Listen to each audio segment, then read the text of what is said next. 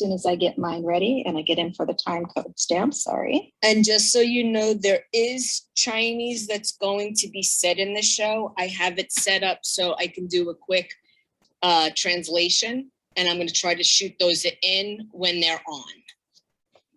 Oh, and there I go, starting mine too soon. Okay, everybody ready? Yes, Yeah. ready. Yes, All right, ready. on the count of 3. 1, 2, 3.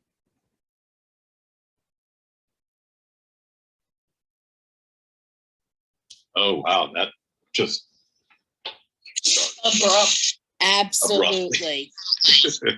that is some envious Abruptly red. started. All right, had a fail. My Hulu just closed. Oh no. Too long.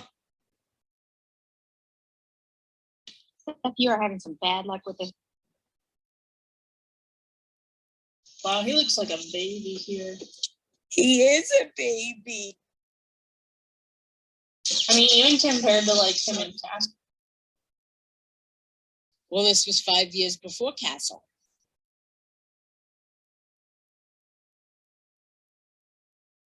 I can't believe it was only 5 years before Castle. I feel it would be even long.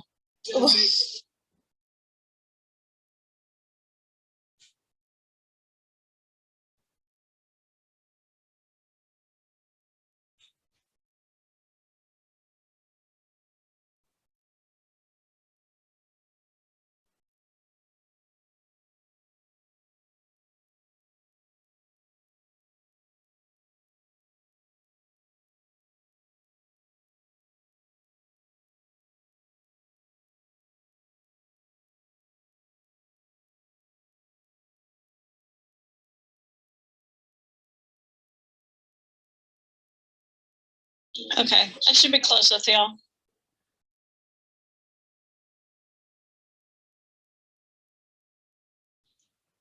we are just at the 1:50 mark, Steph, but you could probably catch up in the.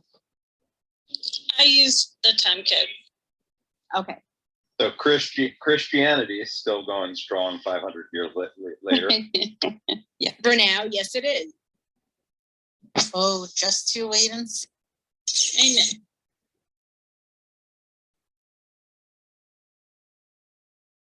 What year is this set? Well, this is about 6 years before the actual series takes place in 2517. And But in a roughly minute, you'll 500 years, right? Yeah, Yeah. 500 years in the future. Okay.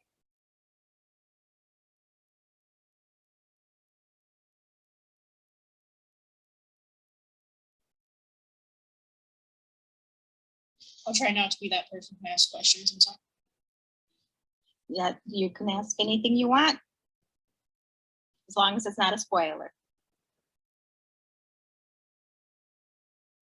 Anyone See catch that a little W one, on the middle of the screen? I was about to say it.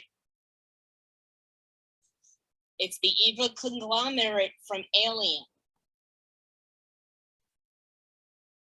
So John, Wayland Yutani. Sherry was telling me Correct. this falls into the alien verse as well. Oh, is that really? That's Wayland? Yes. Yeah, it's Wayland Yutani logo.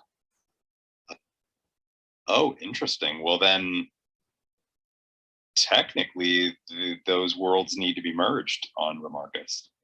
Yeah, Joss actually had written he'd written a script for Alien Resurrect. Oh, I'm fully down to merge those worlds then. I think Wait, Firefly Sherry- has its own world.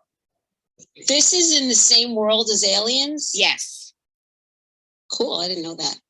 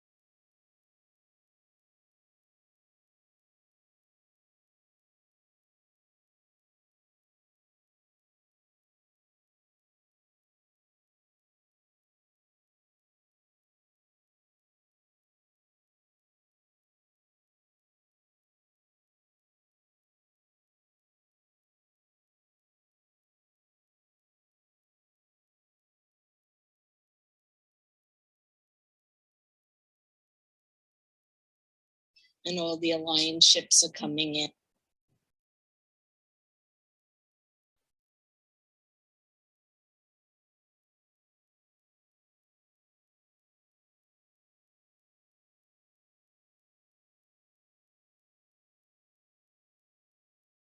Alliance ships are the bad guys? Yup. Yeah. Yes. You could equate them to the Empire if you want to compare Ah. this to another series. Oh, that's interesting. Okay, cool. So these are like kind of rebels. Yes. Right. And they wore the brown coats. Sherry, do you have a brown coat? I have Mal wearing his brown coat, if that helps, and I have lots of other stuff that are brown, but not an actual brown coat. My husband has one. My birthday's course. in a couple of days. I don't think he'd be willing to give it up.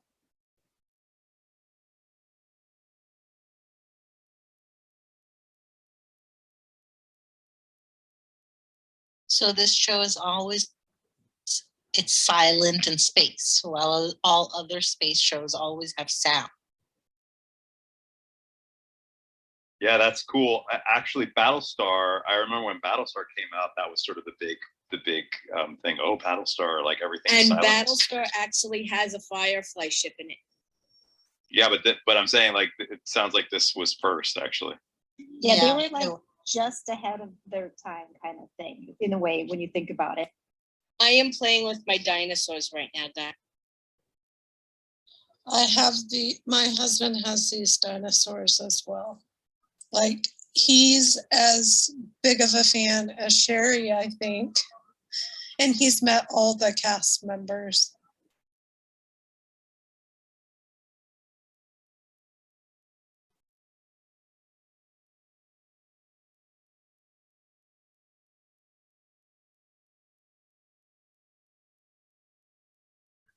Sherry, is that the same guy from Resident Alien? Yes.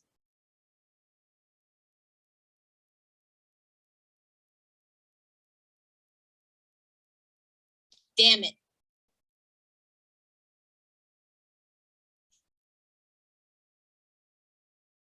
In case you guys missed it, if Sherry yells something out randomly, she's just translating something. Shut up. Well versed in Sherry speak.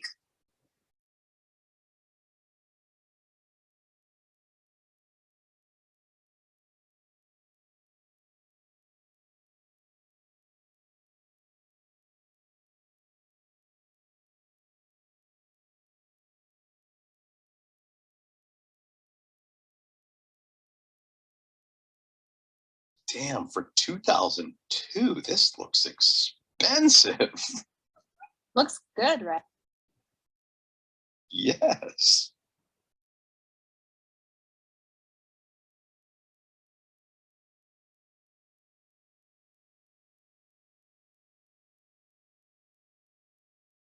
Oh, and that zoom camera thing, that was something else that they did on Battlestar all the time. Like zooming in quickly on like stuff in space. Maybe whoever rebooted the Battlestar really liked Firefly. Oh, there's no question.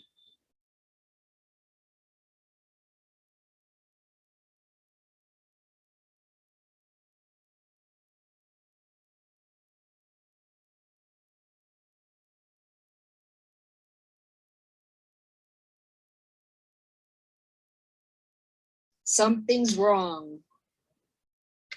So John, Battlestar came out in 2004, the first, when they rebooted it. So it was really close to. So it wouldn't surprise me if they had a lot of the same people working on some of this. Is that carotene? No. Wow. No, what do you? That is carotene. No, I don't think that's a carrot.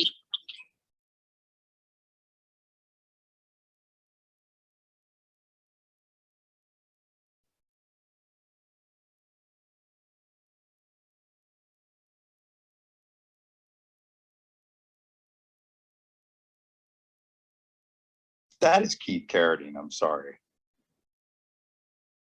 I'm looking. Oh, look. Hold on. I already have it up. Okay, good.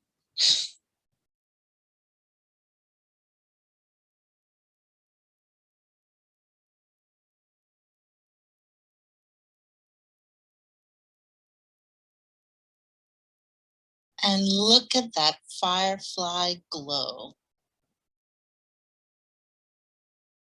Oh, is that the That is- Andy Umberger. That is a Carradine clone.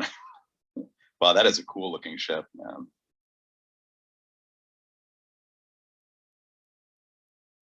That guy looks so much like Keith Carradine.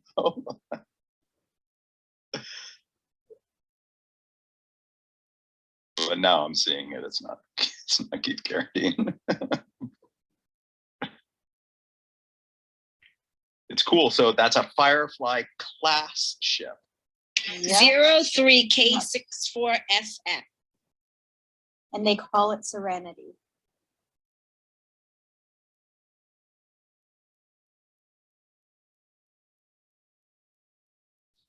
And I promise you guys, by the end of this watch, we're gonna want to do sing-alongs just like we did with the Gilmore Girls. I don't care. I'm still love- free. So another disaster waiting to happen. I love the theme song I love- so much. I love The theme song is my ringtone on my phone for people I don't know. So if I hear it, I know it's something that I don't necessarily want to pick up, so I could just listen to the whole thing. Yeah, it's cool. It's total space western. Jaws wrote the theme song for this. Correct. Really? Oh yeah. Oh wow! And Summer Glau she's in the original series. Yes. Yes. Yes. She's River. Oh, Ron Oh, Bless I- is in this? Oh Yeah. yes, she assume- is. All right. This show had a lot of great people. Ivan never told you he was in this? I don't know. Maybe he did. Shut up.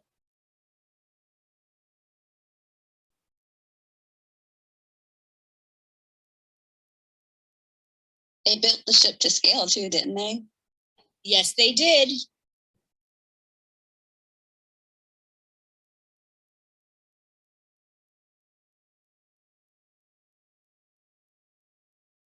I wonder how long that's.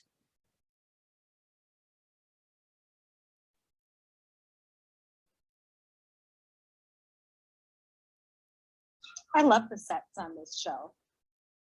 It's stunning.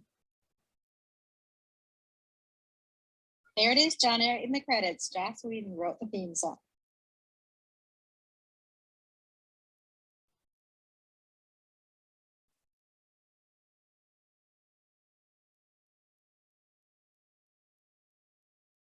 It's shiny. All shiny Captain. My husband and my kids and I say shiny all the time. Do you say no power in the verse can stop you? My husband does. I love The rest of us, too. no.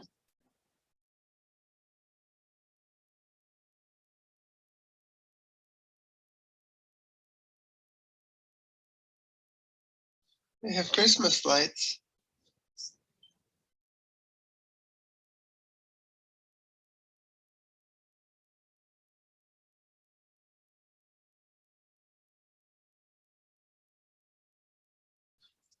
I love the realistic goals there. Well, less poor.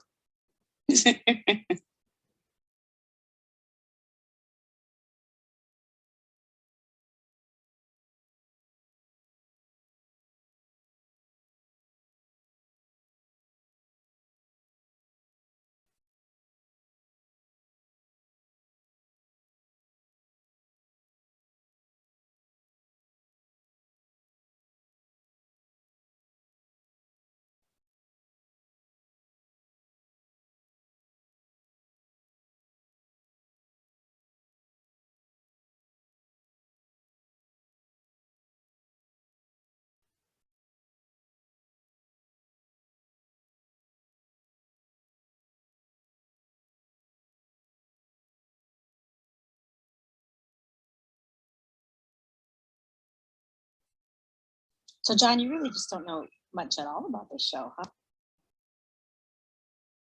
I knew nothing about the show except that Nathan Fillion is in it, and that it takes place in space and space pirates. That's it.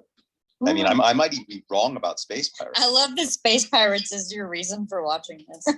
Yeah, I'm not completely convinced that that's even. I'm not convinced that that's the right word, but that's sort of what I gathered from reading. But I don't know. No, we're gonna roll with it. That's great. Space pirates. Do you mean cowboy? I always refer to them as space cowboys.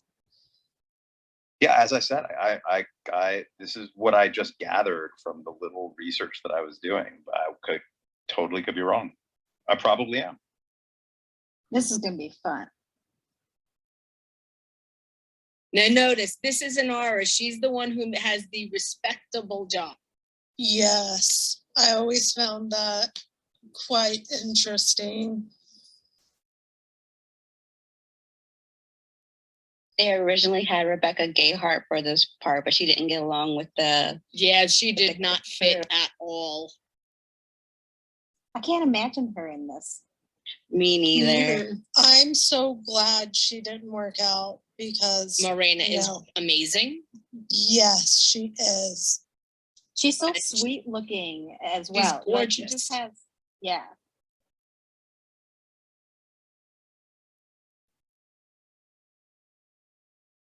The first time I ever saw her as an actress ever was on V, on the reboot of V. I'd Yep. never seen her before. So that. good in that one. With her really, really teeny tiny short pixie cut hair, adorable. Yeah, but it's cool because she was in this before that. So that's how little I knew about this Yep. show. And she's holding the controller upside down. They always make fun of her. Well, I mean, it works for her. She gets where she needs to go, so nothing wrong with it. In the background of that scene, you can see one of the ships from Star Wars. Firefly. Now there's all these little things in there in these different. Yeah, Gotta that's be really like in paying close Battlestar, there's a Firefly class floating around.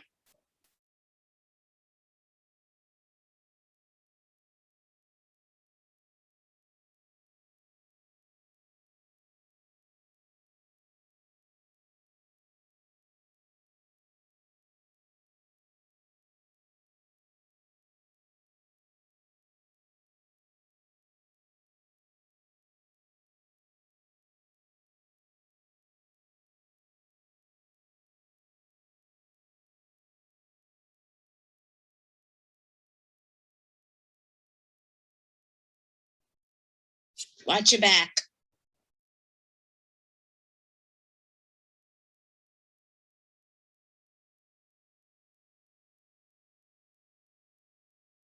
Are they on Earth? No, No. They're not going to be on Earth. This is like a galaxy. this is far away. Eve's down docks. The world is Persephone, I believe. Persephone, yes. I caught that.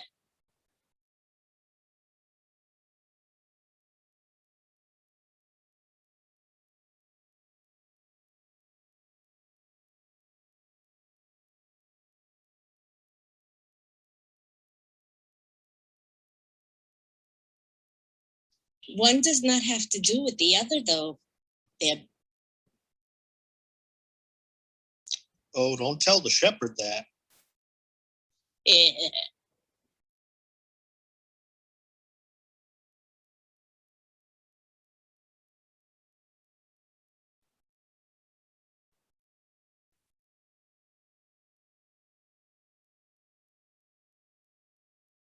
we could also play Spot the Han Solo.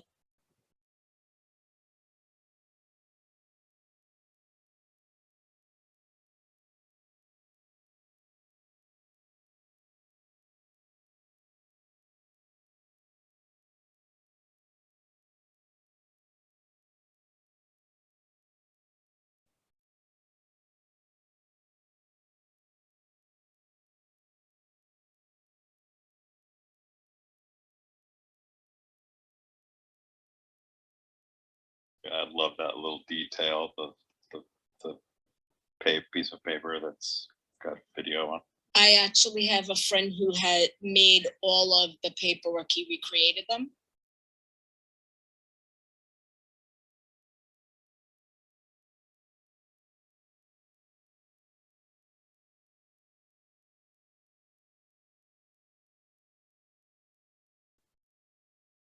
$500 in the future and they still need an apple peeler. Apple peeler or slicer. Well, Oh, there's a that makes variety of him- things that are like that feel very retro space, right? I mean, even the guns. I mean, they're machine guns, you know, or like pistols. In that last scene, you know, you had soldiers with like, you know, what looked like kind of World War II helmets on, you know. So that's definitely a style that they're going for. I love it. That's I one was of the gonna things I say really the like. peeler makes him rich because he can afford to not eat the peel. Everybody else is poor. They would eat the whole part of the apple.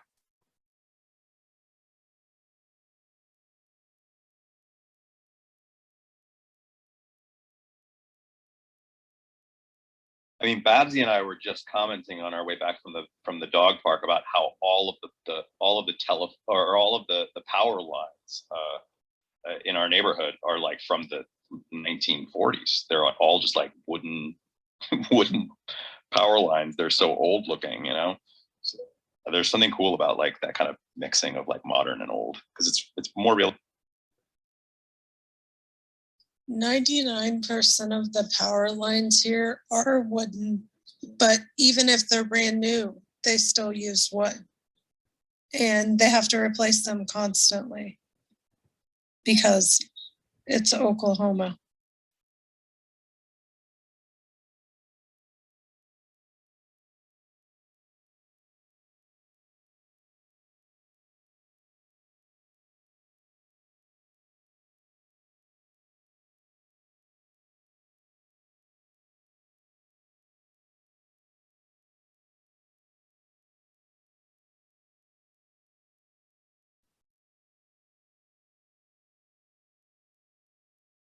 I just love the There's my shooting tattoo. style. The shooting style is so unique. Even more so when you consider that it was 2000.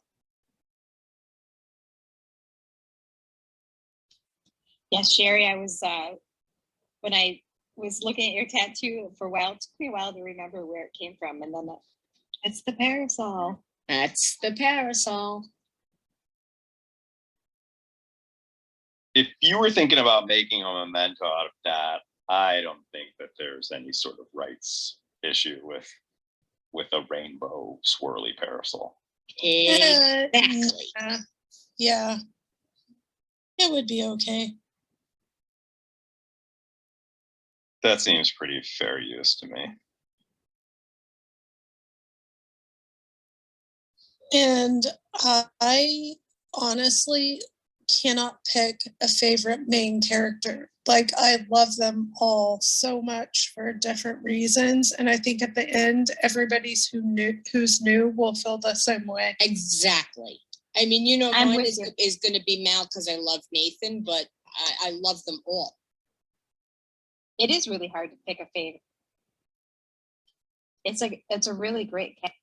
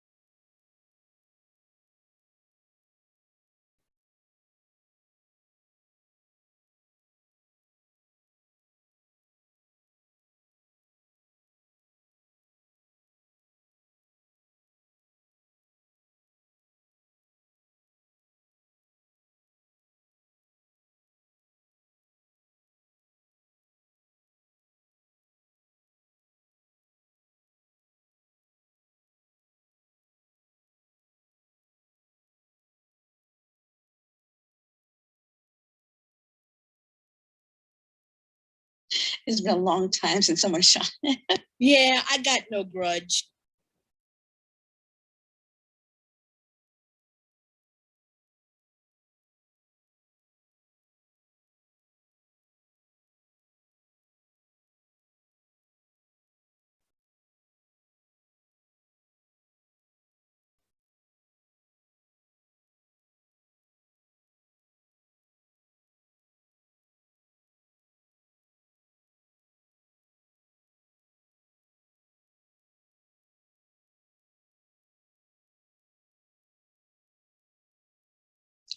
Talk about rose tinted goggles.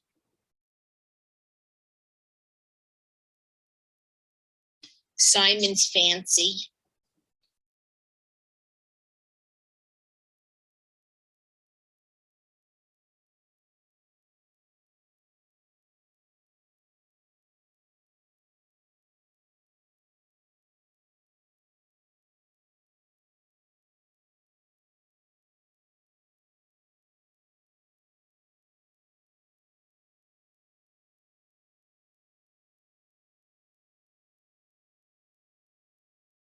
Cause as good of reason as any. I'll take it.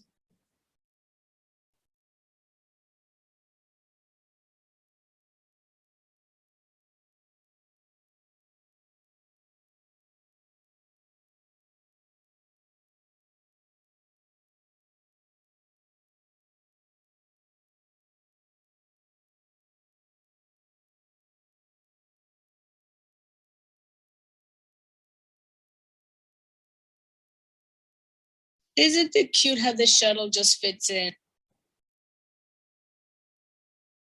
So the Firefly class ship has its own little specially made shuttle for it. Two of because them, one on either side. but they're specifically for this Firefly. Correct. So it's Yeah. not like, oh, we have, okay, because they look like it really fit in perfectly. That's cool. They're almost like little eggs that sit on fire. They look like ladybugs.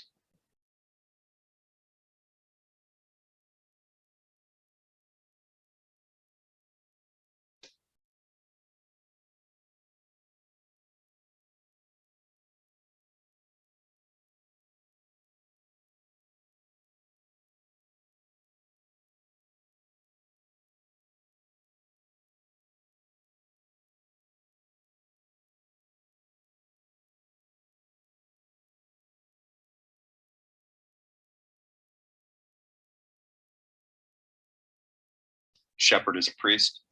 Correct. And sadly, the actor who portrays him passed away not too long ago. Oh, that's bad. Yeah, Ron Glass. It was so sick. And I'm assuming Christian is the religion. They don't They'll really explain. go They'll into get it. Seems like it, Yeah. but I don't think they. They don't really say it. They just he kissed across this priest or pastor like character is called a shepherd. So we're supposed to sort of allude to it. Yes. I guess. Got it.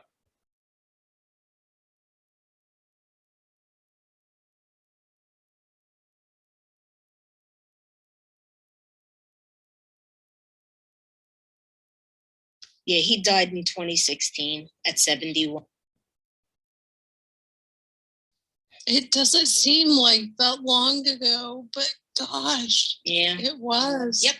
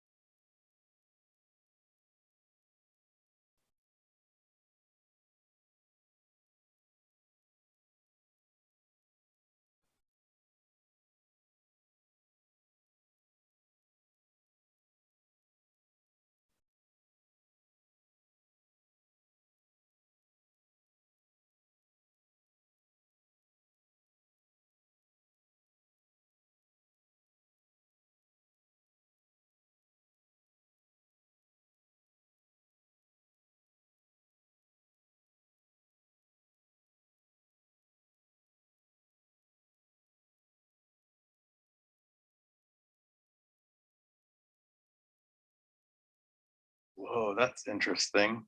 So she's a crew member mostly because their need for her Legitimacy. legitimacy in order to Pretty much. get onto certain planets. Correct. Oh my gosh, that's really Yeah. very, very A interesting. companion Very. is like very It's a respectable job in this. yeah, it is respectable. Take for them, note of Shepard's payment. He paid her in strawberries. which she absolutely hates in real life. Oh no, and she probably had to do this over and over. That sucks. How do you dislike a strawberry? And they also actually made her gain weight for this role. I don't really care for strawberries. Yeah, no. Ugh. What? Oh my god, my Floridian heart hurts. I just went to the strawberry festival not long. I mean, I guess I could understand being like, yeah, I could do without strawberries, but to actually actively dislike them, that's confusing. Yeah, I had that's him me.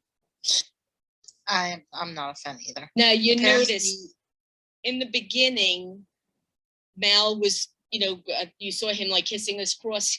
The preacher book just asked if he could pray. He's like, I don't care as long as you do it quiet like. So he's completely given up religion. This has a very alien vibe to it. It does. Sitting in the mat. Yeah, just Yeah. conversation around a table. They Space. during the downtime, they actually would hang out in the lounge area. They loved it on that.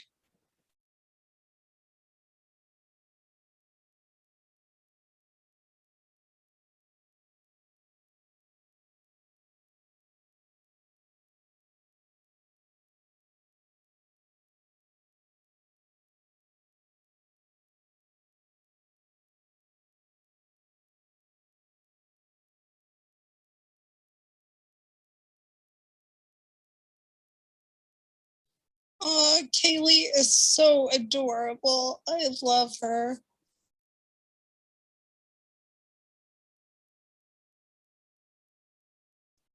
Oh, Jane. She's the doctor on Stargate.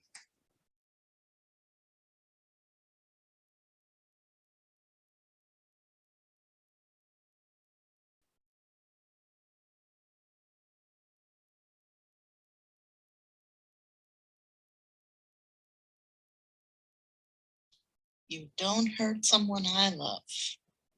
Especially Meme.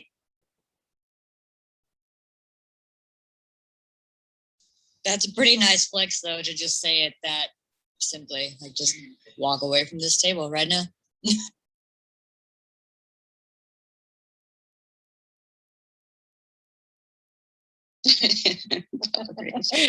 Yep.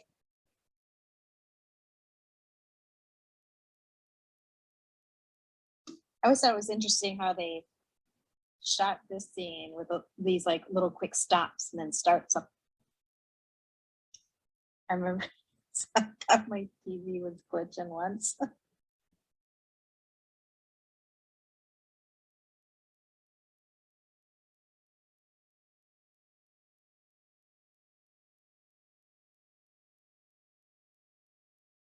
Come in.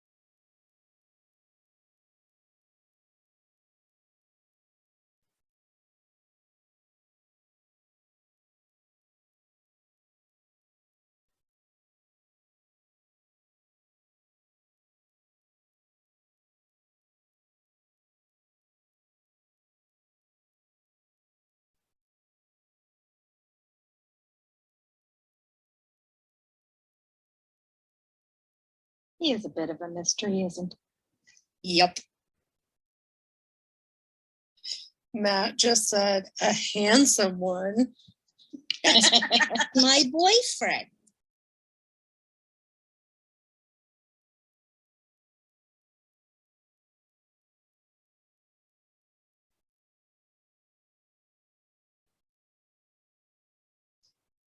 Is Mal short for something like Malcolm? or Malcolm. something like that? Malcolm Reynolds is his name.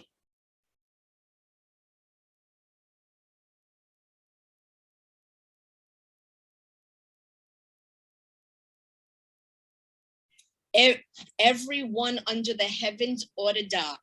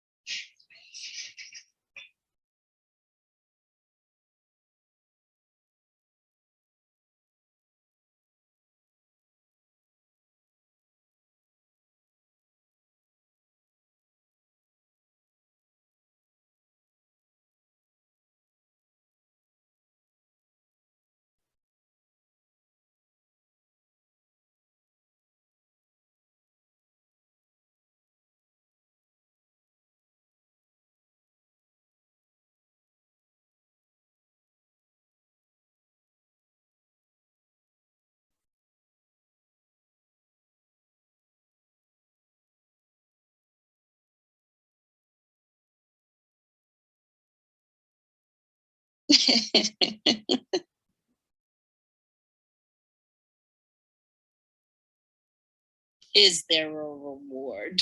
That's his first question. Yep.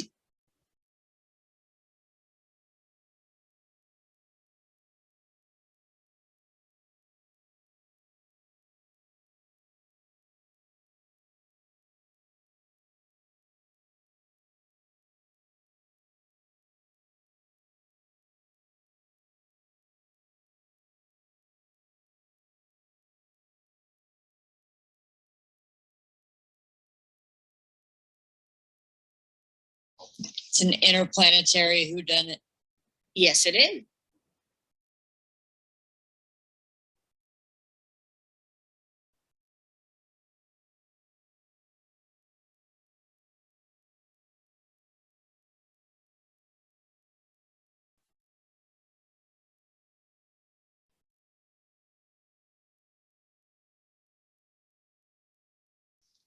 He hit me really. I'm literally trying not to cry right now. Oh no, don't tell me we lose this character here. No, she's like my favorite part. That was so genuine. Oh no. She said she felt a little odd, like the most understated thing. Yeah, she can't die. I'm already attached.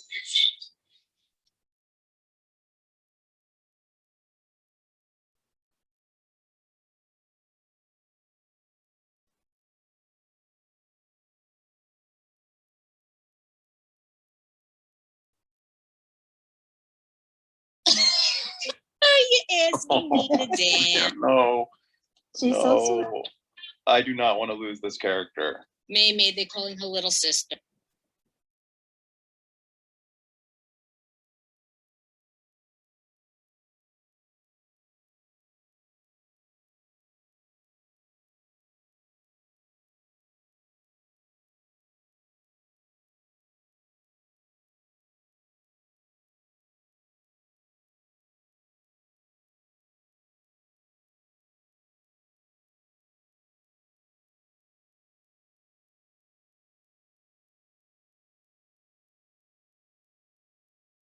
That sounds like me.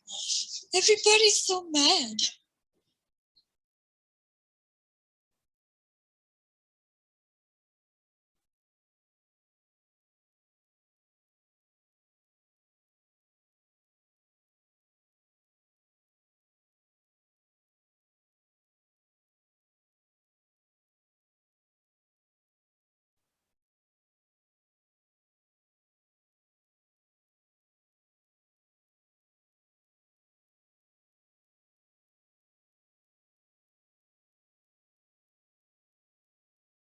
Oh, I just love the look of the Oh, ship. yeah. Like So pretty. Oh, yes. Lights up like a firefly as well. That last scene though, like 20 years later, and it still just fills the room with tension. Oh my gosh, yeah. Right? It had a very Reservoir Dogs like feel to it. Oh yeah. But also there's that Firefly ship just blasting off in just dead silence is awesome. She's a beaut. She really is.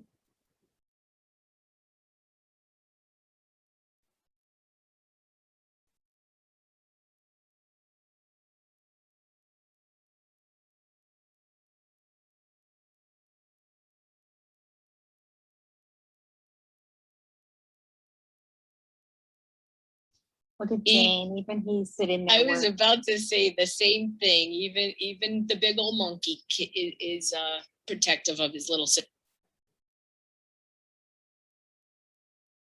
She's like the little sister to everybody on that.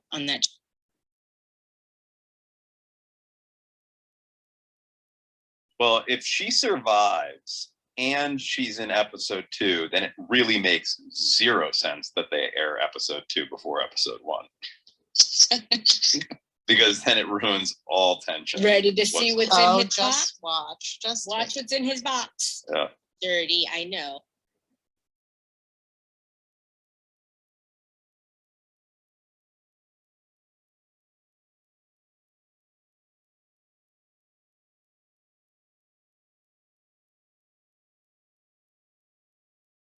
What on earth? Oh, it's a Not what he person. was expecting. What in the world? A naked person. It's cryogenesis. Oh, is this summer? This is summer. That's got to be summer, right? Yeah, that's summer. Want to bet Colonel So John? tiny. Whoa, what in the world? Whoa.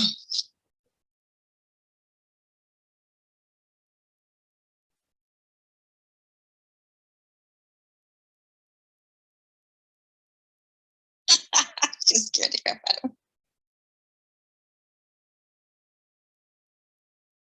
So this would have been kind of like weird if they had split the episode into 2 episodes. This would have been like the beginning of the next one, kind of. Yeah, it kind of feels like this would have been the breaking off point between episodes. This was the last one they aired, right? I think so. Yeah. Like they aired the introduction of Everybody Lights.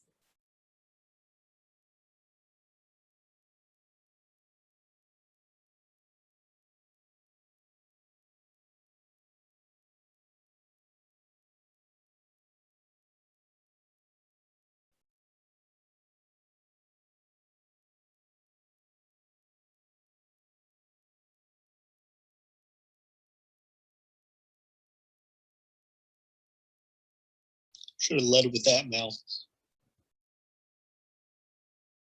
Oh my God, I'm so in this. I'm so in this.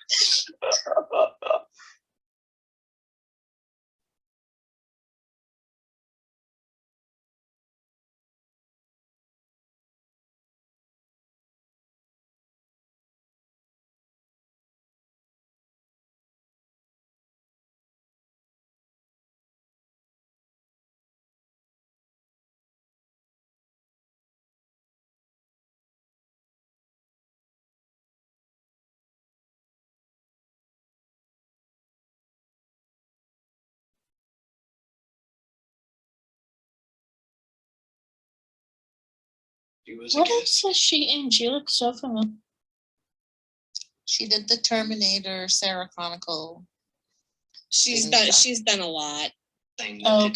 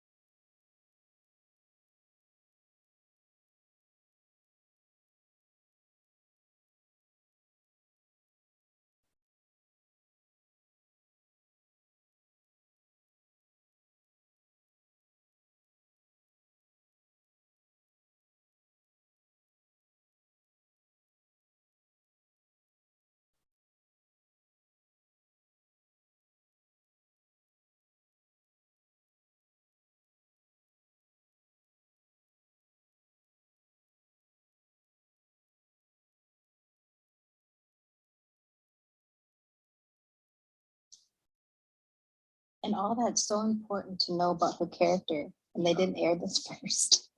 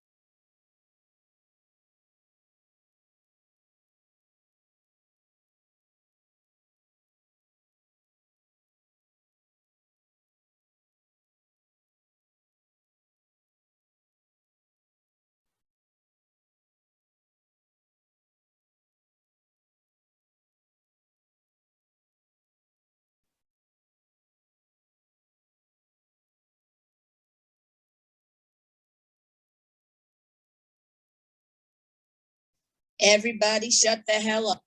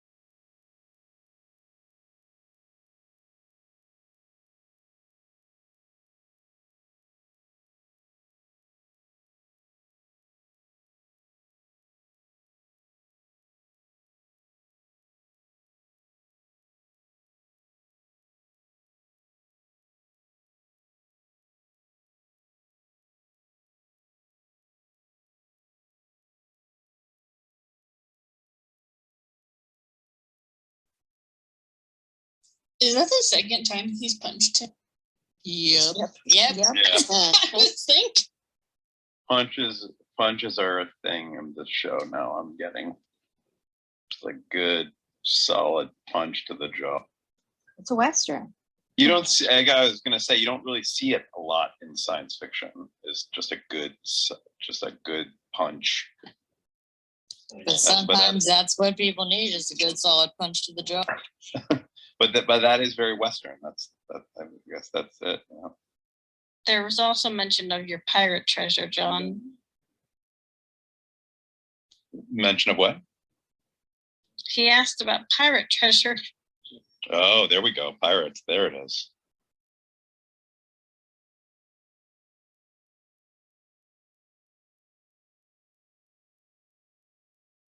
Well, they're kind of Jane on that one. They're smugglers. I mean, I guess pirate and smuggler are different, but they are kind of smugglery, aren't they? It's definitely more of a pirate vibe than anything else. That's I mean, right. I certainly don't mean like yo ho ho and a bottle of rum. I just mean that, you know, they kind of got that like Han Solo kind of, you know, Millennium Falcon type smugglery, you know.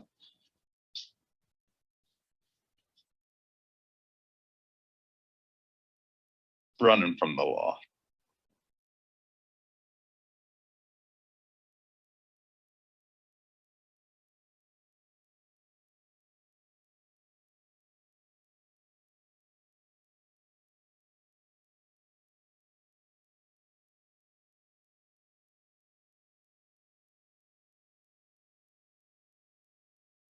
So many people, Buffy and Stargate. I'm just.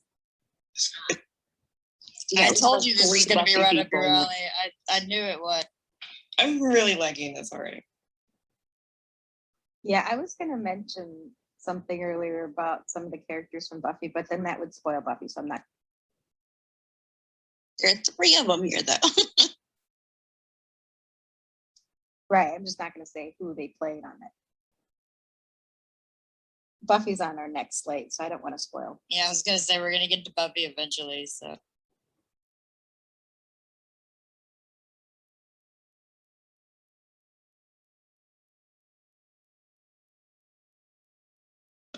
That smirk, Does Jane. blonde guy play Yeah, that's a dodgeball? that's a trope. That's a trope that we kind of know. Yeah, that's Ellen too. I feel like we kind of are 20 years from this show airing, we're kind of wise on how that trope's going to end. There's no way Jane is going to be turning on the captain.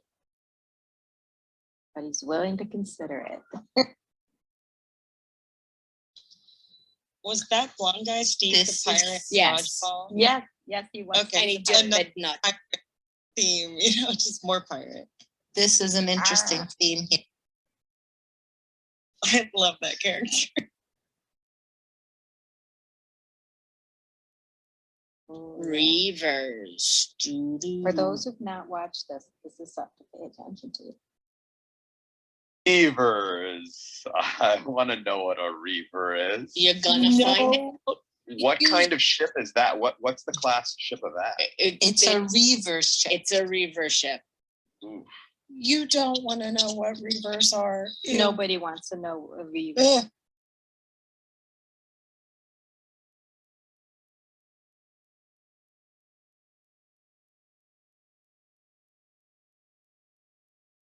Okay, reavers are kind of more like pirates. Oh, just you wait. Yeah, wait. Look at Jane looking at all of his weapons. Reavers are basically like space Vikings. Yeah, by their reactions, I But it can tell works. not a good thing. Space Vikings. Well, but the real Vikings inspired the same kind of fear. They Watch, were raiders. watch. They were.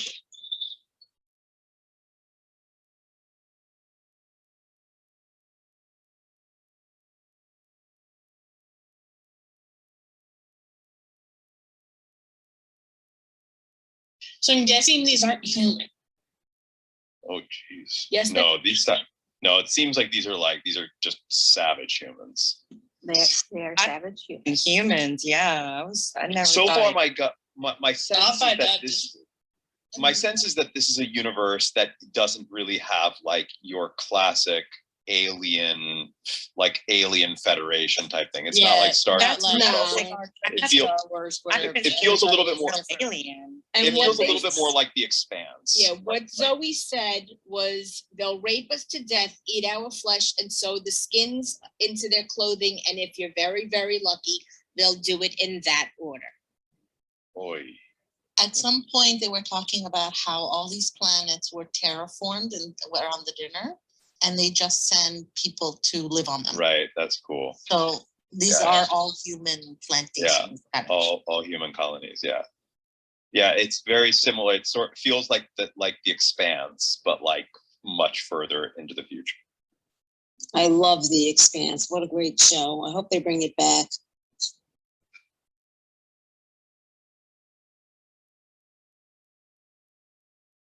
So are they just hoping they don't notice them? Is that what's happening? Yeah, they Yeah. turned everything off, so they kind of aren't moving. The lights are dim, so they're hoping they like aren't paying attention. They Yeah, wanna like in look like in space, you wouldn't really be able to see something because you don't necessarily have windows or anything that you'd be able to see it. It would all be on radar. Where they are, right above them is actually glass where you're able to see through. In the Firefly. Yeah, in that they the were head looking of the Firefly. I believe the notion was more if you run from the Reavers, they will chase you on principle and Yeah. catch you. at. Correct. That's their way. That's what he's. Sounds like Predator. So they want. Which is also in in this universe, because Alien and Predator are together. If this character dies, I'm going to be very upset. All I'm going to say is that Joss Whedon is famous for killing the beloved characters. True. Rude. Ugh. Grumble, grumble, grumble. Too soon.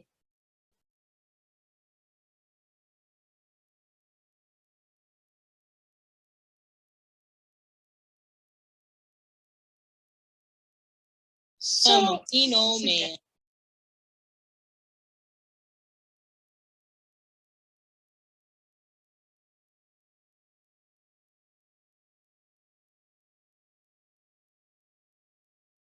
promise me. What is the relationship between them? Crew. We'll get there. Right now, crew. She's everybody's little. Got it.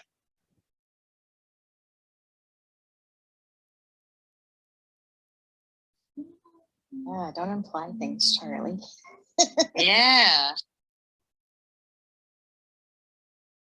Sorry, I missed that one. Watch the hand. Yeah.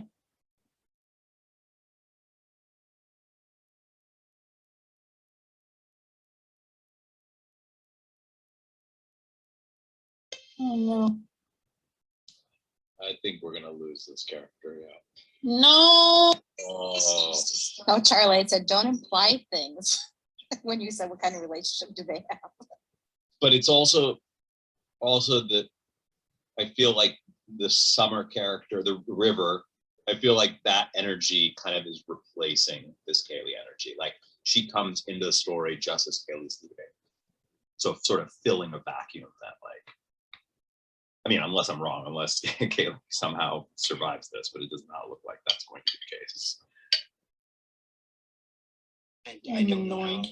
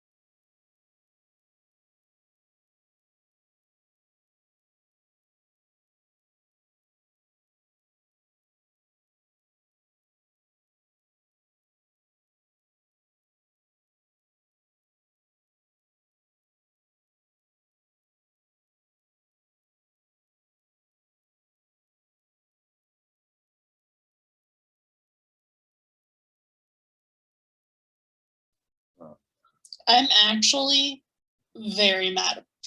Sorry. Yeah, this is not good. Like, what the heck? So I'm just gonna say this while we're watching the sequence. I like how they shoot these scenes where the camera is just slightly moving, so it feels like the ship's moving. I don't know if you guys noticed that or not. That's one of the things I liked about this show is that I always felt like they were kind of moving, even though they were probably completely still.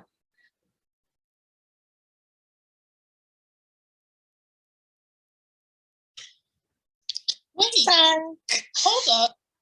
Y'all are mean. Wait. What? Wait, That's Wait a what is minute. psychotic. You're mean. Charlie, I announced no spoilers at the beginning of the watch. Oh, y'all are laughing at us just like they are. Pretty much. We really are. That's funny. It's so hard when John makes predictions that we can't say anything. Seriously. It's The so best bad. though. Oh Lord, I about bit my tongue off. Y'all are Right? mean. But Tiffany but just that's sent me part a of the message saying emotional that we're mean. release. Like they built that up, and that's part of the emotional release. Now you laugh, and all the tension. No, I hits mean, you. I gotta say, it feels good. It feels very good. Y'all are mean. Charlie. Mal started it. Just so you know, Charlie, we went through the same thing the first time we watched it too. Right. We didn't want to ruin that experience. So many emotions in a 5-minute period. So well done. I have said there's more character development in the 14 episodes here than most shows have with 7 seasons. Cough, Jamie Lannister.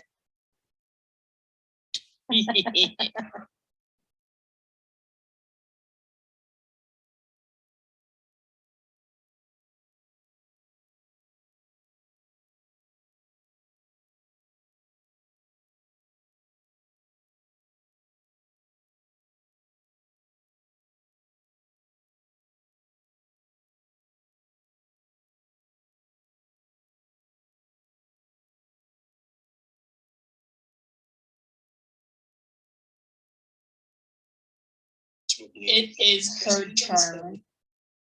Yeah, she shot Mal last time they were near each other. Correct me if I'm wrong, but wasn't that dude the one 20 minutes ago going, hey, why don't we rethink this? Yes.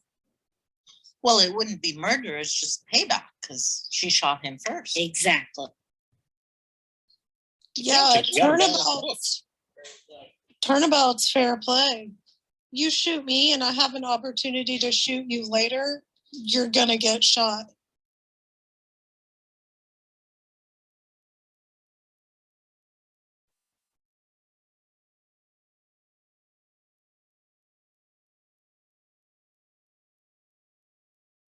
Oh, man.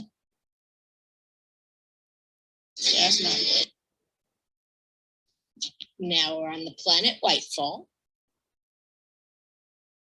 And we get to see how the Firefly lands, which is another thing that we don't often see in. Does Firefly's nose always kind of stick up like that, or is that only for when it's in specific situations? No, that's the way. That's the way it always is. Okay.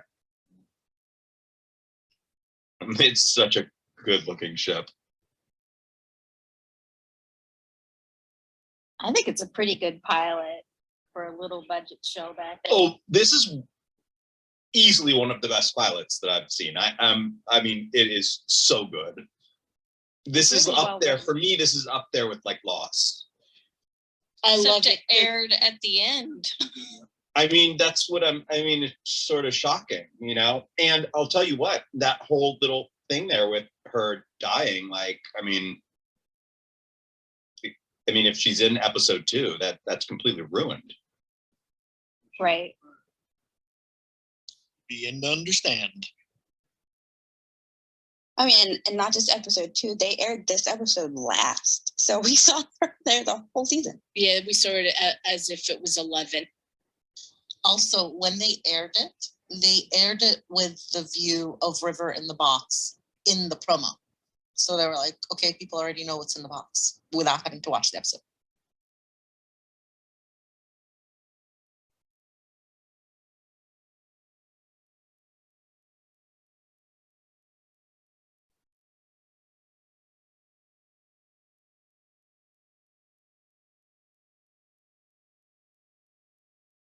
Hey, I just want to say welcome, Sarah, who's not Sarah. I noticed Sarah sounds different today.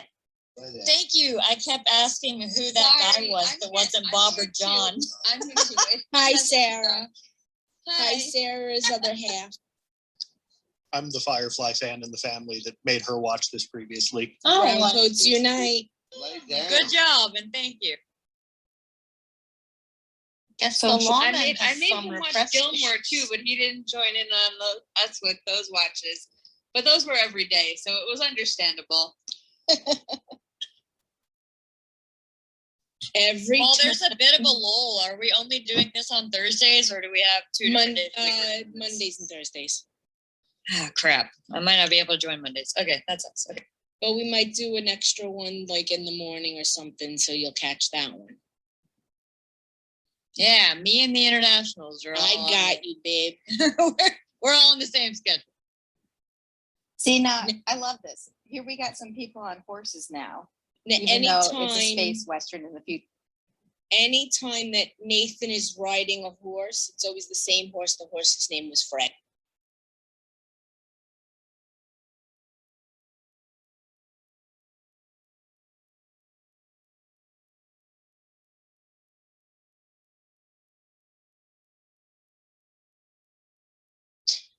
Great camera work. It is.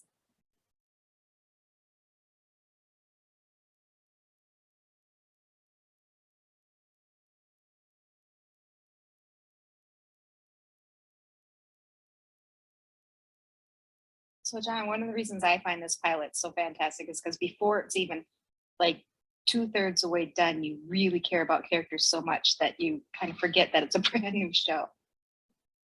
Or I did. Yeah, I mean, it's hard to believe. I mean, 2002. I mean, that was a year before Lost. I think Lost is one of the best pilots, has one of the best pilots in TV history. And this is pretty impressive. But to think that audiences didn't get to see it as a pilot is really crazy. And now we finally find out what the treasure is. Yep.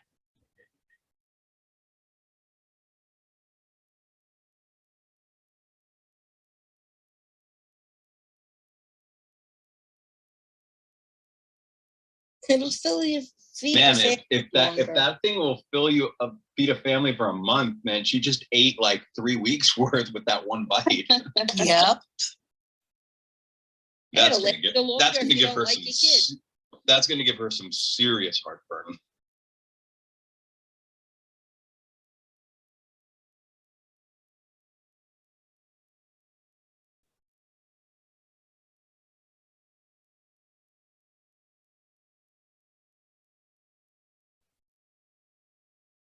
I don't like this guy.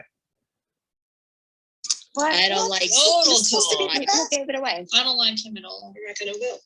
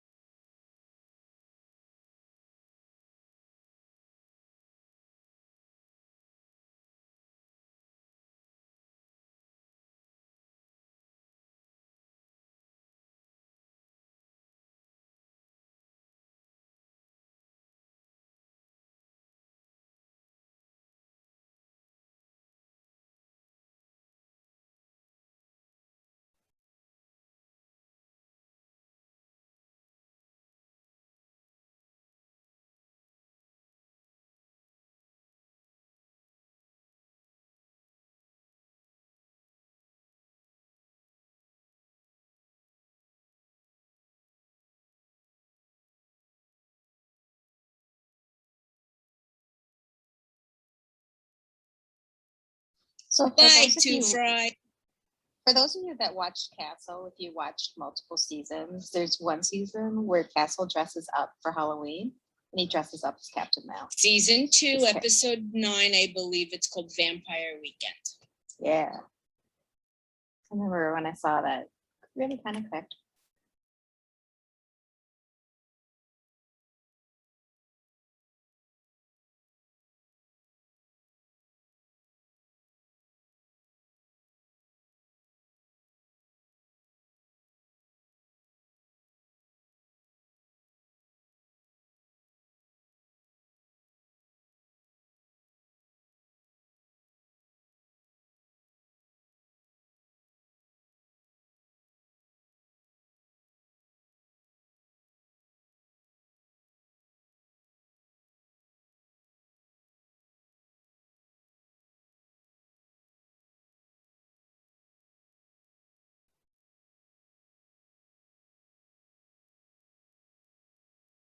Damn. At least we finally get to see Jane on his public relations role.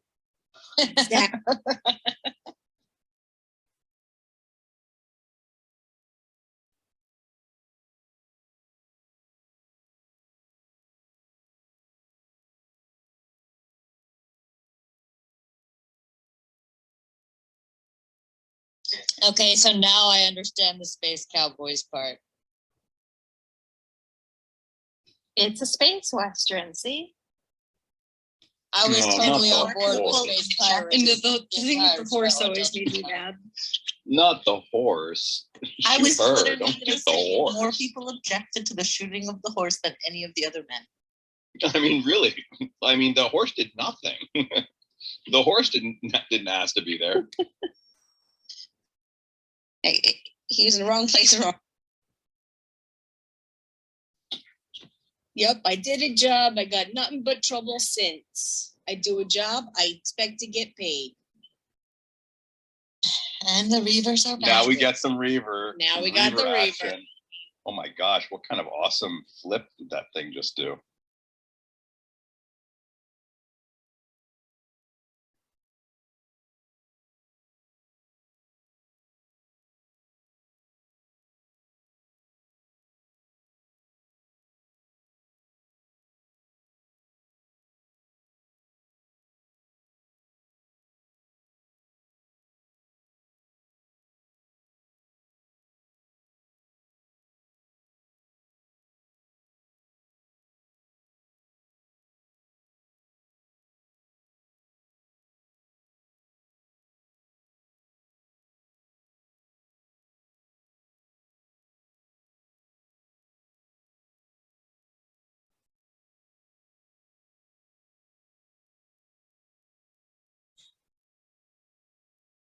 And yet you managed hurt almost everybody on that. I was gonna say beating up Shepard doesn't mean he didn't want to hurt anybody. That doesn't really. The tension is amazing. That ship just freaking diving down.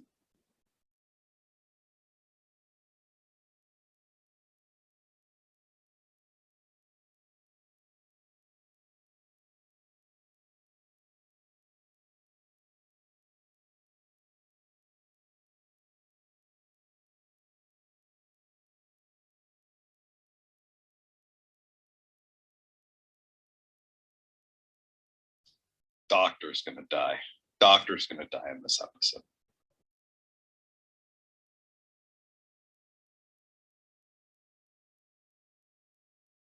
I gotta throw up. I just gotta throw. Now's badass. I gotta throw some predictions at the wall and see if something. We need a new hashtag of John predictions. Yeah. Yeah.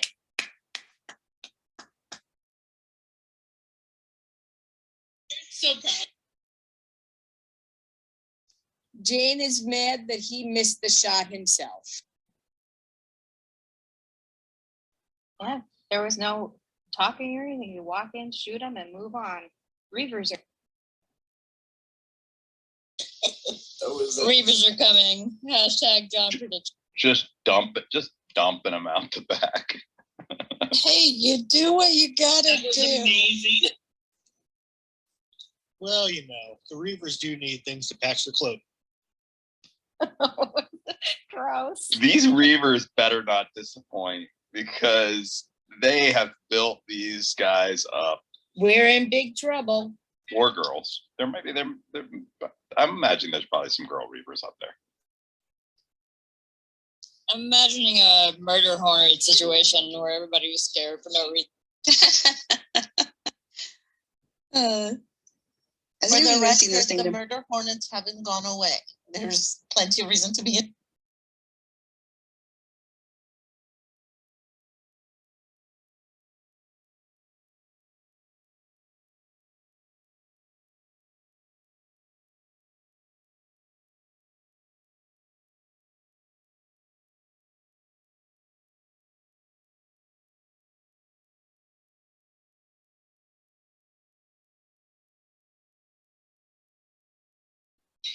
He thinks they're being followed.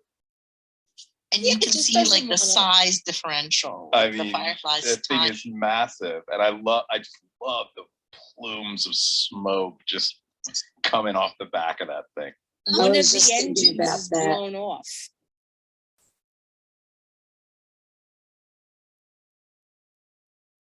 Wait, it is? How did I miss?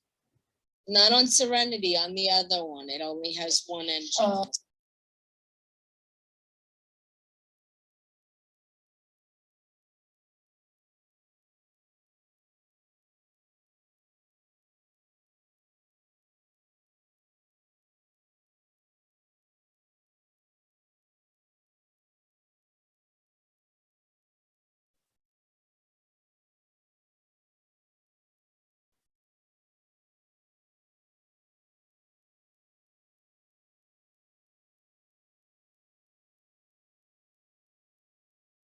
always makes me think of the Hunt for Red October when they talk about the eye. That's actually what it was inspired by. Time for a crazy eye.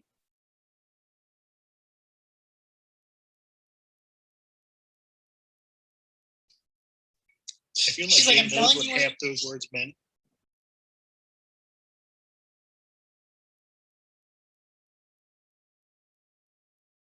All those wires. It's so simple.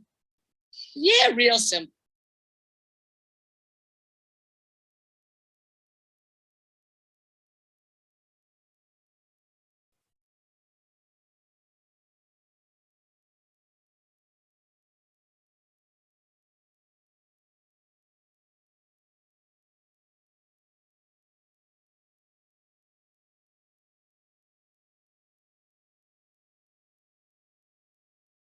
We Yeah, that was cool.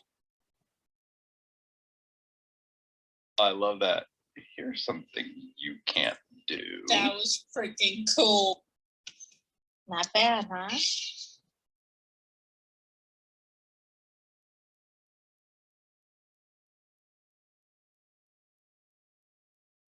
He looks like he's about to throw up. Reversal's coming.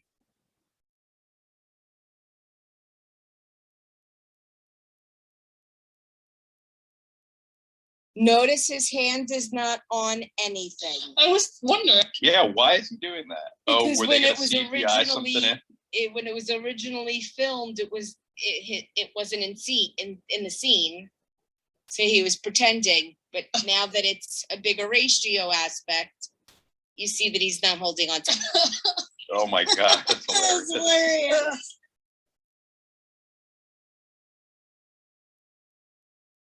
That's so. That's ridiculous.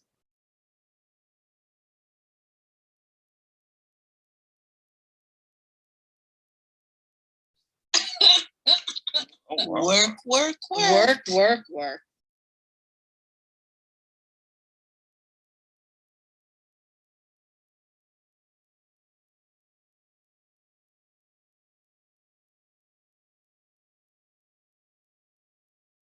He said properly. It's smooth sailing from here.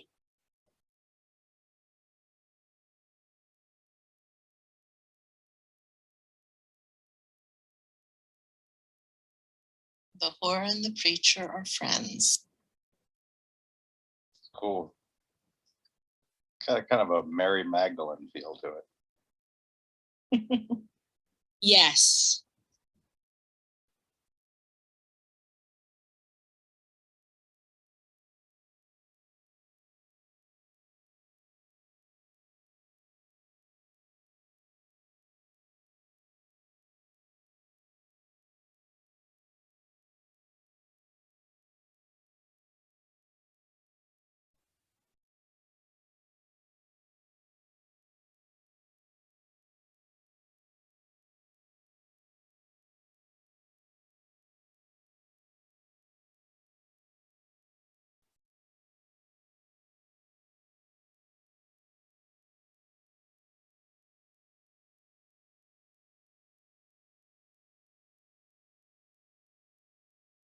So good. And now it's really good. biblical look.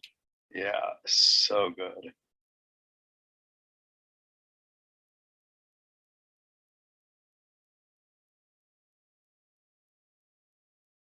That is like writing at its finest.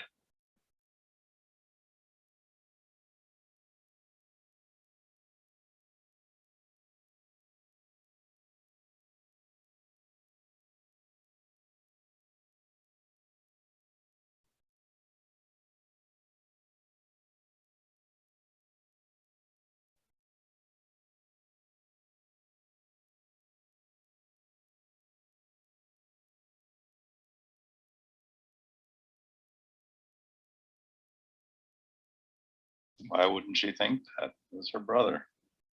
Because it took a long time from when she sent him her secret messages. Oh. He said it took 2 years before he could try to even get close.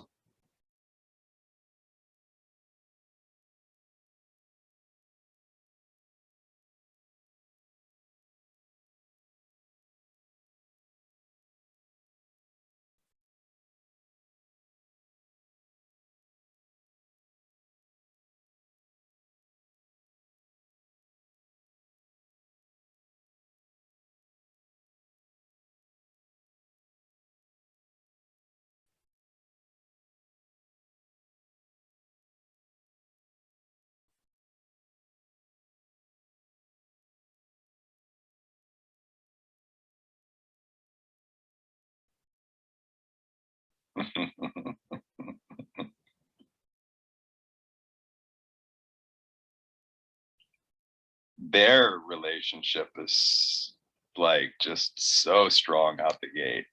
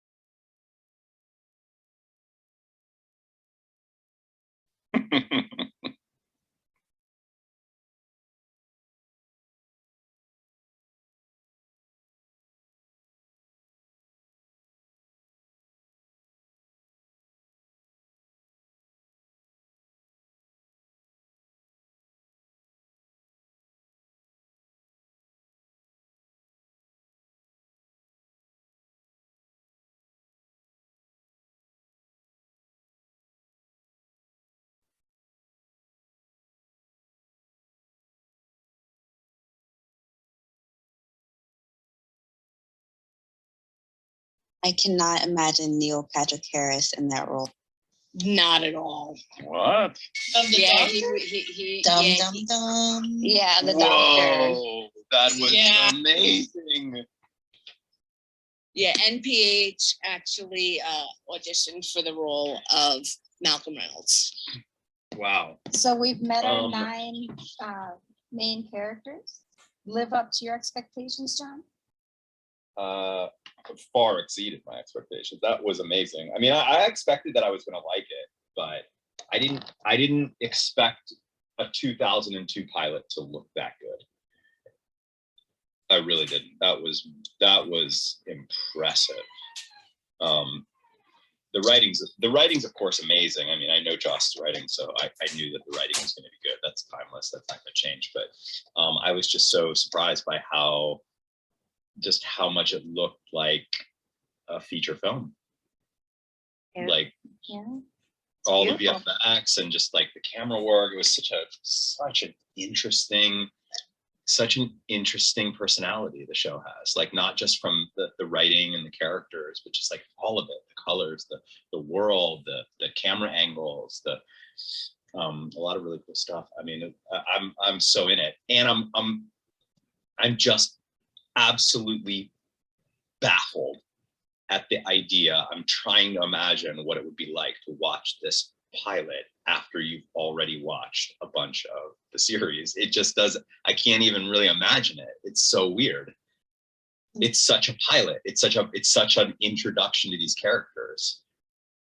Can you see why it's crazy that they wanted to put it later on? I mean, you get the idea that Kaylee is dead within the Yeah. first. I mean, that whole thing is ruined for anybody watching this pilot after they've watched the series. That whole section, which is like arguably one of the best, if not the best, like character moment in the entire episode, just because of like how it takes you from like a deep low to like an extreme high within like a minute. That's ruined. Like you get nothing from that at all if you already know she's going to survive. By the way, everybody, I did open up the couch. If anybody wants to join us up here for post-show discussion, everybody's on up. And now I'm so curious, like, what could the second, episode be as far as, introducing the characters? Yeah. how would you be able to introduce that? I mean, I'm so eager to see this next episode because now I want to know, like, how in the world would they have thought that episode 2 would introduce the characters well? I mean, this was specifically written for us to get to know each of the characters, get to know their specific relationship dynamic, Mal and Jane. Like, that's so important that you understand that these characters have a tension with one another, that Jane could turn on him, but that, maybe, that he might not. Like, you need all of that stuff. You need I didn't know until tonight that this one didn't air first, and that makes no sense to me, because if I hadn't seen this one first, I would not have any idea what was going on. Yeah. So does anybody know the reason? Does anybody know the reason as to why it wasn't aired? It was the Fox, the corporate, that they chose the way it was going to be. I mean, everything that they did for this show set it up for failure. What I read was that they thought that the pilot, this also really is baffling, that executives thought that the pilot was too slow and that they needed to start with more of a bang, really exciting. And so they didn't think that the pilot had that, and that they needed to start with episode 2, which does have it, I guess. I mean, I really don't know. But I mean, I really can't imagine how anyone would think that, because this pilot is just so full of tension and edge of your seat action. And I mean, started out with a war, and then it kept going from there, and it felt like we were watching a movie, not a show. Exactly. I don't understand why that wouldn't be the first thing you show people. When I saw the beginning, it made me think of Terminator right away. Yeah. With the fighting scene. Yeah. Welcome, Josh. I just want to say welcome to Josh. He's new. And welcome. Just joined us on the couch. Welcome, newbie. Hey, Josh. Hello, this is Josh. Josh is Shelley's husband. Correct. I figured since Shelley's in his picture. Thanks for joining us, Josh. Have you seen now it, we've Josh? got Matt, which is Kendra's husband. I'm not sure if I watched it exactly when it came out or if I watched some reruns, but I think I've seen all the series. You guys, I just want to remind everybody that has seen the show to try not to give spoilers. I just got a back channel message from somebody saying, please remind everybody no spoilers. No spoilers for me, for sure. I mean, I absolutely did not see that thing with Kaylee coming, and I am so glad I wasn't spoiled with that, because I wanted to just say keep watching, but then I didn't want to spoil it by just saying keep watching. Right, and that's what I said I was going to keep my mouth shut before, because I can literally sit there, go on and on and on and on and on about this show, because I really do love it and I know it. Like I said, we need a hashtag John predictions, because I have a feeling my predictions are not going to be. You're going to have a real hard time with predictions on this, because it could quickly turn on a dime with this show. Yeah, Joss definitely, his writing doesn't fit conventional, sort of conventional structure. So there's, I'm sure that I'll be led astray. So does anybody have anybody who's not seen the show before? I've never seen the show before, but my husband absolutely loved it and tried to get me to watch it. And I just never tried to get you to watch it. Sherry's been trying to get me to watch it for a year now, and I only watched 3 episodes. I told Sherry I'm watching it for her, so she better appreciate. I'm in bed an hour and a half ago by now. Do any of you guys have any questions about who the particular characters were? Did you guys catch all the main characters that are going to end up living on Serenity? Yeah. So let me see if I can get if I got them all right. So there's a few names that I'm going to need refreshing on. Mal, of course, Captain Mal. Yeah. Jane, of course, I got him. Kaylee, of course, can't forget her. River, I've got. I'm missing the brother's name. Simon. What is? Oh, Simon. That's right, Simon. And then the preacher is only ever referred to as Shepherd. Book. His name is Daryl Book. So he Daryl goes by Book. Shepherd Book. And sometimes He I just think goes by that's what Shepherd he Book. was missing in the Correct. beginning. Okay, so Shepherd Book. And then the only two I'm missing are Pilot and then the The pilot is Wash. Wash. Yes. Hoban Washburn. Did anybody else here watch The Zoe? Knight's Tale? Because his He's role in that amazing. was way better. Yeah. Wash's yeah. wife is named Zoe, and then you have Anara, which is the companion. Anara. Yes. So Cool. Zoe was the one that we saw in the beginning in the war with him. She was like His in lieutenant. His lieutenant in his platoon. So they've been together for a long time. What? They were in the They needed to really get Bon Jovi to do a song for this series. Absolutely. Another blaze of glory moment. Right? I mean, it just felt like some of that like twangy stuff. You know, I just every once in a while just kind of be like, come on, get some John Bon Jovi in here. All the names the same. I totally agree. I love you, John. I was just laughing too hard to respond, but yes, that's great. This is also my first time on the couch. Welcome, Matt. Well, Welcome, Matt. Welcome, Matt. Yeah, welcome new people. We're getting all the husbands. Can I just say that's funny? Welcome, Matt. I was thinking Welcome, Matt. That is Sarah, dad what's your joke husband's perfection.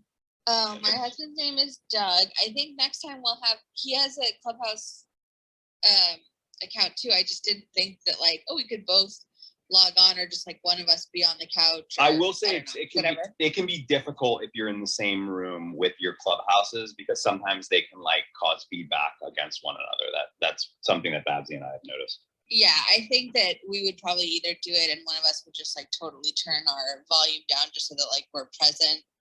Not that we're both on the couch or anything, but I think next time if he's he would probably be the one who would chime in the most. I mean, it would make more sense if it wasn't my face that was lighting up when that happened. But Yeah, I kept. It was really fun. It was really I'm fun. sorry. Who is this guy talking? It's not John and it's not Bob, but I we hear just his didn't voice. have a chance. We just didn't have a chance when we kind of started and we got up on the couch to I didn't get a chance to say anything or just be oh hey, so it's me and Doug. So yeah, but anyway, it's I messaged Mandy and I go, who's the other man on the couch? It doesn't sound like Bob. Yeah. And she's like, I think it's Bob. And I go, does Bob have a cold? It doesn't sound like him.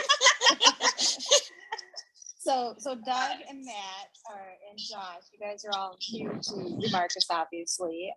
Jules and Kristen, are you guys new or am I just missing something here?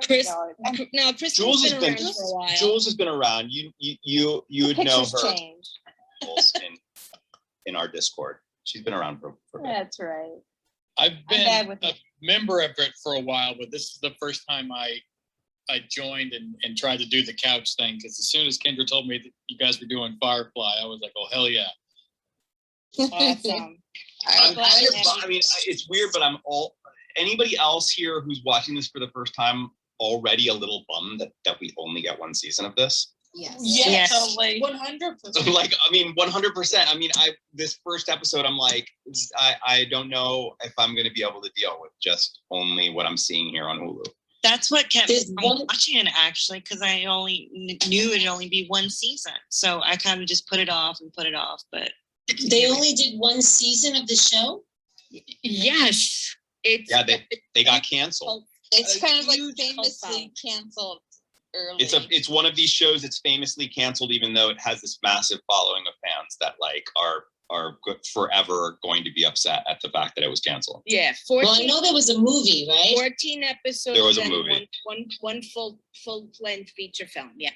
But hey, after 3 seasons of Star Trek getting canceled, many years later, it was revived again. And the cast and crew have all said that they would 100% be included in anything that they ever decided to do if they decided. Yeah, well, I mean, obviously, one season, the similarities between Star Trek and Firefly are interesting, right? Like they were both television shows that had big cult followings, but that got canceled a little earlier than the fandom wanted. Well, for Star Trek, a little earlier. For Firefly, a lot earlier. Then had movies, or Star Trek had movies, and Firefly has a movie, and then Star Trek really kind of comes like sort of is elevated to the next level in the late 80s and early 90s with or late 80s, I guess it was late 80s with Next Generation, which then of course opens it up to become this massive franchise. So it is not out of the realm of possibility that this world, that this story world, whether these particular characters or not are a part of future installments of it, that this story world could be revisited. There's no doubt about it. There are many comic books, graphic novels. There are full-length novels. I think we're up to 5 already out. 6th, I think, is coming soon. There are role-playing games, which I have the booklets for. There are regular board games, dice games. In the stuff that they have for this show, it's amazing. I'm constantly finding things that I didn't know about that I need to have. I mean, we just live at a time where that can absolutely happen, where networks and studios are looking into their catalog and saying like, what can we revive again? It's just like, this seems like a no-brainer. Nathan had said that before I saw the show. And I think I did too. Well, actually, Oh, interesting.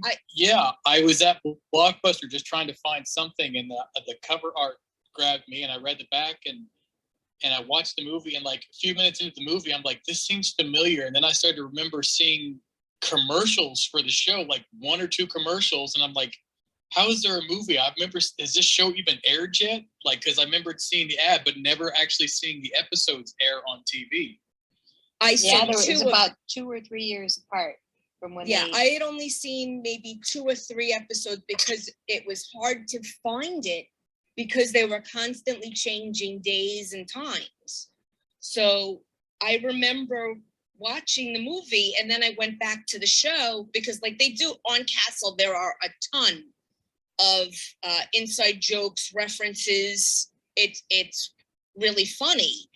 And I was like, okay, I need to go back and watch. And I'm watching it, and I'm like, wait a second, I remember this. I saw much more than I thought I did. Is the movie like a prequel or sequel, or It takes place after. Yeah, so it the goes after. movie came about because the fandom, and a lot of them, they go by brown coats. They kind of fueled the fire to get the studio to make a movie to try and kind of wrap up some bits of the storylines they wanted more on and things like that. So it came out, I think it was 2005. Does that sound right, Sherry? 2005? Yeah, I think so. And I remember when I went to see the movie, I got a pass to go see a screening, and I went in there, and I think I was the only person not dressed up like a character from the show at the screening. It was really a lot of fun. So, I mean, it really is a passionate fan base. So so the reason why fans now, so now that I've seen this first episode, do I have enough to understand why the fans call themselves brown coats? Is it because of Mal's brown coat? Exactly. Yeah. Yes. Okay. Yeah. Yeah, and that's why I asked Sherry if she had a brown coat, because in the opening scenes within the war, he's wearing, he's got his brown coat on, they're all doing their things, and then he just continues to kind of dress that way throughout.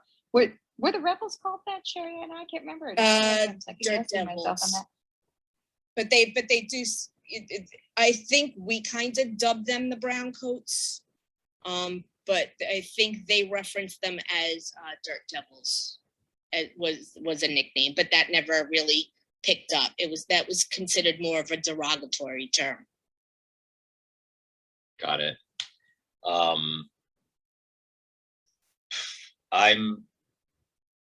Who else who is seeing this for the first time like me want to know what the Reavers look like. Me. I'm imagining dying. some I am dying to see what these I'm not head going with to lots show of you tattoos. any pictures. Please don't, Sherry. No, I'm not going Don't to. Google it. When I first watched this, I remember thinking the Reavers must be like the boogeyman kind of thing. That was my first thought. Like they're like the ghost stories, the ones that don't really exist, right? And then in that end, you know, there were other things that they were in. But then in the end of this episode, you get the impression that they're not really the boogeyman or whatever, and they really do exist, but you really kind of want to know what they are. At the same time, you don't. I just love that. way I love that whole thing where they were saying that Reavers will just, if you run from them, they will just chase you down. That's their way. That is That their they way. will just chase you down just to get you. It's like almost like that thing where if you run from a rabid dog, it will just chase you because it can smell your fear. Yes. It's really cool. Sherry, I have a question. Shoot. Okay, so did this have a huge budget? Because this, like everyone was saying, this looks like a movie. I mean, I can't, everything, even if you think about like how the time frame that it was in, it just seems like a huge budget. The budget must have been massive. For It must have- 2002, that must have been massive. Right, and Joss was coming off of his fame from Buffy and Angel, so he was definitely the guy you wanted to have a show. So I'm sure that they just threw piles and piles of money at him. Which is Well, another they reason why it seems literally weird. built that ship. That set that they're Yes. walking on is entirely built. The whole ship was built. Yeah, it's amazing. So it Yeah. was, the set Yeah. itself was huge. Plus they did a ton, offshoots in different settings and stuff. So yeah, there was a big budget. Yeah, afterwards, Nathan had said that if he won the lottery, he wanted to actually buy an island, build the ship, and have all fans come and recreate scenes from the show. And it was funny because people started sending him money, but they couldn't. They really tried to do that, and he had to give it back because Warner Brothers didn't want to give up the rights. They didn't want to make more, but they didn't want us to have more either. They probably wanted to keep the option for themselves. I'm sure. Because you never Some know, of they the- could change their minds and do something with. Some of the sets reminded me a little bit of some Agents of S.H.I.E.L.D. episodes. Yes, of their. You're not wrong. Well, what about, I mean, I couldn't help think, I mean, he's a close friend of mine, but I would love to ask him how much Guardians is inspired by Firefly. Well, Joss actually had a hand in Guardians, the original, didn't he? I guess, probably, yeah, because Yeah. I think because the MCU had all of the directors that were directing movies around that time were working together. I think they were all kind of like sharing each other's scripts and adding things in and working with one another. I think because of Avengers, they had to sort of weave mythology. They had to weave mythology, but I just think that just like in general, just the kind of sort of space outlaws, like a little ragtag ship of good-hearted space outlaws. There's a lot of similarities between the tone of like the Quill character and the Mal character, like for sure. It seems like the kind of show that James Gunn probably would have liked at the time it was out. Yeah, I'm sure. I mean, he's friends with Nathan. He's friends with Alan. So I would imagine that I'm imagining that he loved the show. I mean, it's good. Yeah, it's good. How can you not love the show? I get why people don't love science fiction. I do. I totally get it. But just the characters on the show are written in a way that is so hard not to like them, even if they're not always nice. I mean, Mal's not really always a nice guy, but I love him all the same. I'm kind of getting a little bit of like Deadwood vibes. I mean, obviously not exactly, but it's kind of I don't know. Oh, it's It was definitely. I mean, it's the Western aspect of it. I mean, it's a total space Western. Yeah. I mean, John, Star Wars is often referred to as a space Western. I mean, and it is. It has a lot of space Western, like a lot of Western tropes in it. But this is really, truly like they put people in cowboy hats and like have them riding horses and like, having pistols at their side and all that's shotguns and whatnot. So I mean, this one is a true space Western. I got a back channel message saying that Guardians of the Galaxy was inspired by Farscape. Krista was mentioning that to me. Oh, it's possible. Yeah, I don't know Farscape enough to say how much of that is. I mean, obviously, the Guardians, like the universe is a lot more. It's like populated with all kinds of aliens and and weird characters. It certainly has, I would say, more of its inspiration, or a lot of its inspiration, coming from like those types of space operas, like Star Wars and yeah, like every character, basically every character in Guardians is like loosely based on a favorite character in Farscape. Like I've seen like there's this like side by side chart of how each character. And then James Gunn himself even said it was inspired by Farscape. Oh, cool! Yeah, I know that he said that he was. I haven't heard that about Farscape, but I know that he said that it was that it had inspirations from Star Wars, of course, and I just can't imagine that he wasn't inspired by this. Like, there's just so many aspects to just like outlaw, like so many similarities in the story itself, right? Like these like kind of good-hearted outlaws. That just seemed like they would. And like I said, he's friends with some of these folks. So it would have had to at least been somewhat, on his creative radar. But I need to see Farscape. I've never seen Farscape, so I can't really say how much. It's awesome. Yeah, it sounds like once I finish this, I'll have 50% of your favorite shows covered, Krista. Yeah.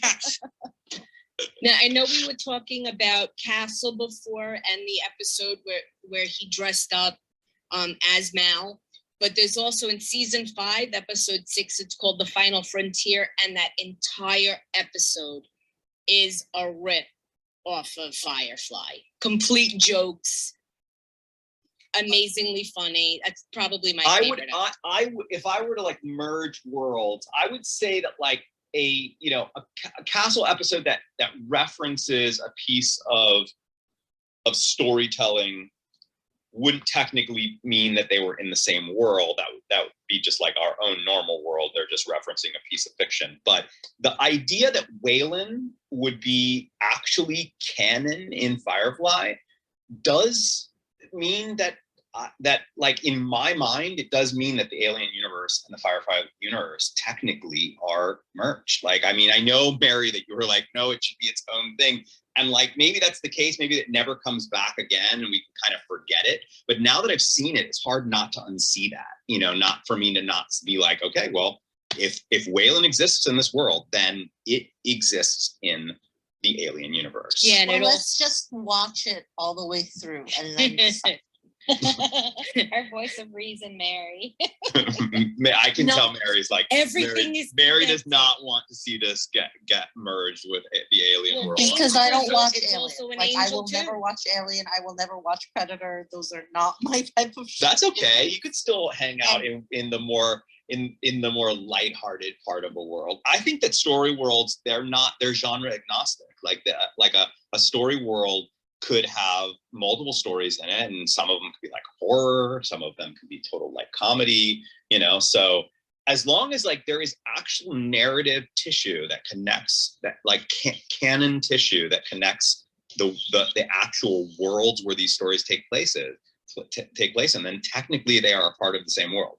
But I don't know if that was just like some little like Easter egg that Joss was throwing in, and it really isn't Waylon, but he just wanted it to kind of look like it. No, it completely is. Nod. But if this world, if this universe of Firefly has that corporation in it, then it is technically, in my mind, it is part of the same canon as Alien. Even though they're two different stories with two very different styles and genres. Can you guys just give those who missed that reference a quick reminder of where you guys would have seen that? I mean, Yeah, that the was at the symbol, very the W beginning. That was at the very, very, very beginning of the episode when they were in this sort of this opening scene in the war. There's this moment where he gets up onto like this big turret gun, and he's looking through, and there's like a HUD display in there, and like with kind of like with all of its like little computery stuff like locking in on the plane. At the very top, there's a logo, I guess, for the company that makes the turret. And it's this very familiar W that is the logo for Wayland, which is this corporation that is in the Alien universe. So you've seen Wayland, if you've seen the movie Prometheus, it's in Prometheus. If you've seen, all the Alien movies in Alien, I think I believe that it's in this Ridley Scott thing on HBO, Wolves or something like that, or Raised by Wolves.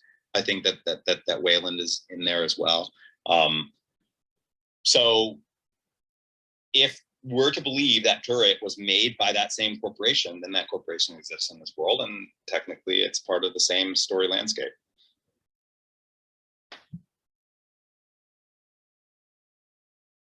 Like I say, let's just watch it all the way through. If that doesn't change, Mary, at the end of it, even if I like desperately want this to be its own thing, my mind won't let it be. Okay, but Hunter has a list that shows what the order the episodes aired in versus what they really aired, or what they really are. Do you guys want her to throw that in the Discord chat so people can see it, or do you want to save it for later when you guys have seen more episodes? Throw it in because I want to know. Oh, what they could order No. the order By that the they way, played it in? That's easy. I can do that. By the way, something we should remember, just a little reminder. This was something that we always remembered for Gilmore Girls watches that we should probably be sensitive to here, especially for some of our new members who are not as comfortable with just jumping into conversation. We should watch for flashing mics, and make sure that anybody who wants to speak that is not comfortable just sort of jumping into the conversation can. Is there anybody that had anything that they wanted to add to the discussion? Yeah, thanks for the reminder. I was looking earlier, but there wasn't really anybody flashing, but I've been checking every stuff, but thanks for the reminder. I forgot to mention that if you do want to say something, feel free to flash and we'll try to catch it. Yeah. I mean, you mentioned cowboys on the horses earlier, and I wanted to point out, as a big reader of sci-fi, big watcher of sci-fi, even when settling like a new colony world, they could send a tractor, but a tractor won't make more tractors. A horse will make more horses. Yes, yeah. There's a reason for the low-tech answers they have. Oh, totally. I was thinking about that. I love that sort of throwback to, I mean, horses exist in North America because they were brought over from Europe. There weren't horses here before that. And so that idea of like these worlds, these like, colonized worlds being sent with shipments that included horses on board the spaceships makes absolute total sense to me. And I think is, sort of a throwback to exactly how humans have been colonizing new areas or exploring new areas of the world throughout, our own history. Horses are real important, just historically very important to the development of civilization, because they gave us the ability to get places, like really distant places, and send messages, really easily. So it makes total sense that on a new world they would need horses. And yeah, and also they make new ones for you, without the need of machinery, iron, and all kinds of stuff, resources. Self-renewing resource. I was going to ask, what did you guys think, those of you who haven't watched it before, what did you guys think of their way of speaking, the vernacular, the choice of using two languages kind of combined into one? other than the fact that some of that was done to kind of get some things around, maybe the way censors would let them speak certain things, kind of like when they're swearing, they're doing Well, like Chinese. Goram sounds like goddamn. Yeah. That was Like, an if they actual always- real world word that had been used during in the Western civilization many years ago. It was an actual word that, and Josh just loved the way it sounded. They use it in this sort of as it seems as a replacement for that expletive. Correct. And yeah, I mean, I thought it was kind of cool on my Hulu. Whenever they said something in Chinese, it just said "speaking in Chinese." So they didn't give you the translation of what it was. You had no idea, which is why when I'm doing stuff like this, I have a tendency, like when I do it with the Firefly group I'm in, we usually aren't speaking with each other, so we wind up typing it and putting it into the chat on the side. So it's something that I'm comfortable with doing, with telling everybody what they're saying, because I know for myself it drove me nuts not knowing. Oh, thank you, Sherry. Of course. I love when you Sure. did that, because I never knew the translations. I never looked them up. So every time they spoke in Chinese, I turned and looked at Kendra, waiting for like you to give us what it was in English. Yeah, it was cool. Yeah, there was one where he. Yeah, there was one where he had a really long thing that he said in Chinese, and then the translation was actually much shorter. It was like, it was funny. Yeah, I have this book. It's called The Celebration. Firefly fans, they call it the Bible. And it has like pictures, and it has the entire script for each episode. And I have it little colored flags over where they're speaking. So I'm able to tell that I know it's coming up, keep my eye open. That's awesome. I love that. I'm curious to find out more about the Alliance. I want to also understand why there's so much Chinese being spoken in the story, and why we haven't seen any Chinese. Why we haven't seen any Chinese It characters is a at all. spoiler. It'll come. Yeah, Okay. it will come. None of us watched this episode and understood anything about the Alliance and the Chinese. It'll come. Yeah, but I mean, that was one thing that I thought was like, wow, no Chinese characters, but lots of Chinese dialogue. Yeah, that I thought. Oh, interesting. you missed the Chinese. When you look, there were some like you would see them like in the docks that they but it sort of felt but like main characters now. Yes, but it felt to me more like, oh, they landed in sort of like that world's Chinatown. Like it did. Like I didn't really. Do you remember the associate it necessarily with like, oh, this story world has a massive Chinese like element to it, and yet everybody's speaking with these like bits of Chinese vernacular. So that's just.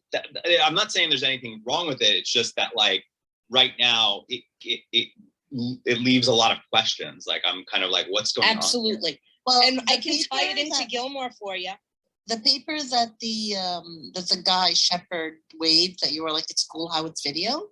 That was all in Chinese characters. Oh, okay. I noticed that it was in characters that I didn't recognize, but I just sort of associated with like, oh, it's just in general sci-fi characters or something. Like I just like looked at it quickly and it looked like just a jumble of like of just symbols and stuff. But yeah, I guess that's interesting. Okay. Well, again, that has me asking more questions, like why, or like what's the big Chinese element in this? Let's get you'll some definitely predictions find out going soon. on Discord, John. Let's get those Now, predictions going.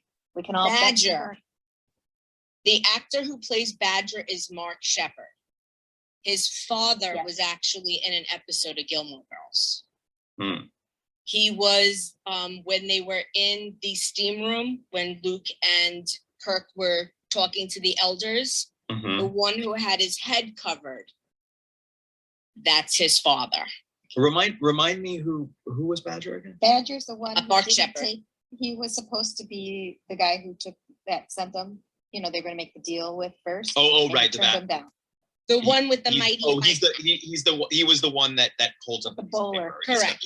The little top hat on. Got it. Right. Correct. Yeah. His mighty. Crowley on Supernatural. Yeah, Crowley. He's the guy that's in everything that you're like, oh, I know him from somewhere, don't I? He really is that guy. He's one of those Battlestar. actors that's been.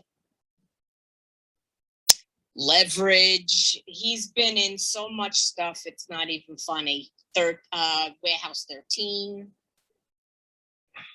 What else has Baldwin been in that like Chuck. I feel like I've seen The Last Ship.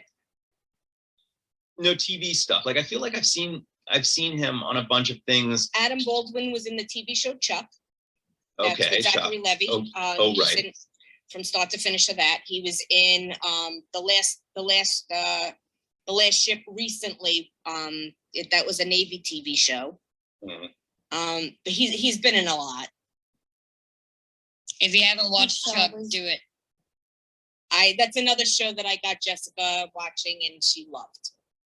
I was gonna say, is that on our list?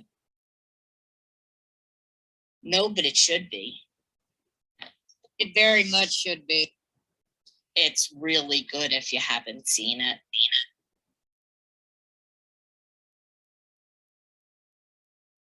Yeah, I love it. I think I own at least some of the seasons. And I haven't watched it in years though. I'd love to watch it. Yeah, I'll watch that whenever. It's funny. So And there are Firefly references in that. So Harvest. just kind of like, thank you. I was gonna ask. Harvest. So in this first pilot episode, have you picked out, and this is really hard, Kendra brought it up earlier, but have you picked out who you like best so far? I'm assuming a lot of you it's Kaylee, because you guys sounded like you were gonna cry almost when you thought she was dead. And that's pretty strong emotions, and I'm not trying to make fun of the crying because I would cry too if I thought she was dead. I just mean like very strong emotions for that character. But is there anybody that you like more than the rest so far? John, Charlie, I like Tiffany, Inara. Is that her name? Inara. Inara. Inara. I kind of like the priest or pastor, whatever he is. Dario Book Shepherd. I He's kind thought of The throat mysterious. punch. the priest and Anar were gonna hook up for 2 seconds. Yeah, there Me was too. definitely like a slight sort of romantic vibe that was going on there that I wasn't completely sure how I should feel about it. It was But- definitely intimate. It was intimate, we'll say that. Anara was giving off to me a little bit of like the vibes of the again throwing out like a Star Trek reference that I forget the character's name on Deanna the next Troi. version. The empath character. Deanna Troi. Yeah, Exactly. right. Like, am I right? Like, she kind of gives those vibes, right? Yeah, and I think that is supposed to be what she does. So part of being a companion is that she gets intimate with people, and intimacy doesn't always have to be physical. Right. Yep. So she's becoming like it, and I love that juxtaposition. That's why I said the preacher and the whore, because you would think that these two characters would not want to be close to each other, but they both build on intimacy in their own way. Like a preacher is someone you go and confess to, Yeah. and the whore is the whore, and so they actually. The role reversal of that, where Yeah, he they kind of form he a has to bond. come to her, where he's kneeling and she's standing above him, you know, kind of like washing away his troubles. It's very, very cool. I just think that it's, for me, it's hard for me at this point to draw a favorite.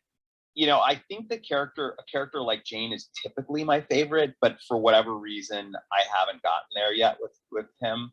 I love the Kaylee character, but I don't know if that was largely like I was led there, you know, because the way that she's written, she's kind of written for you to you know, for your heart to go out to her and really like hope for her safety and whatnot.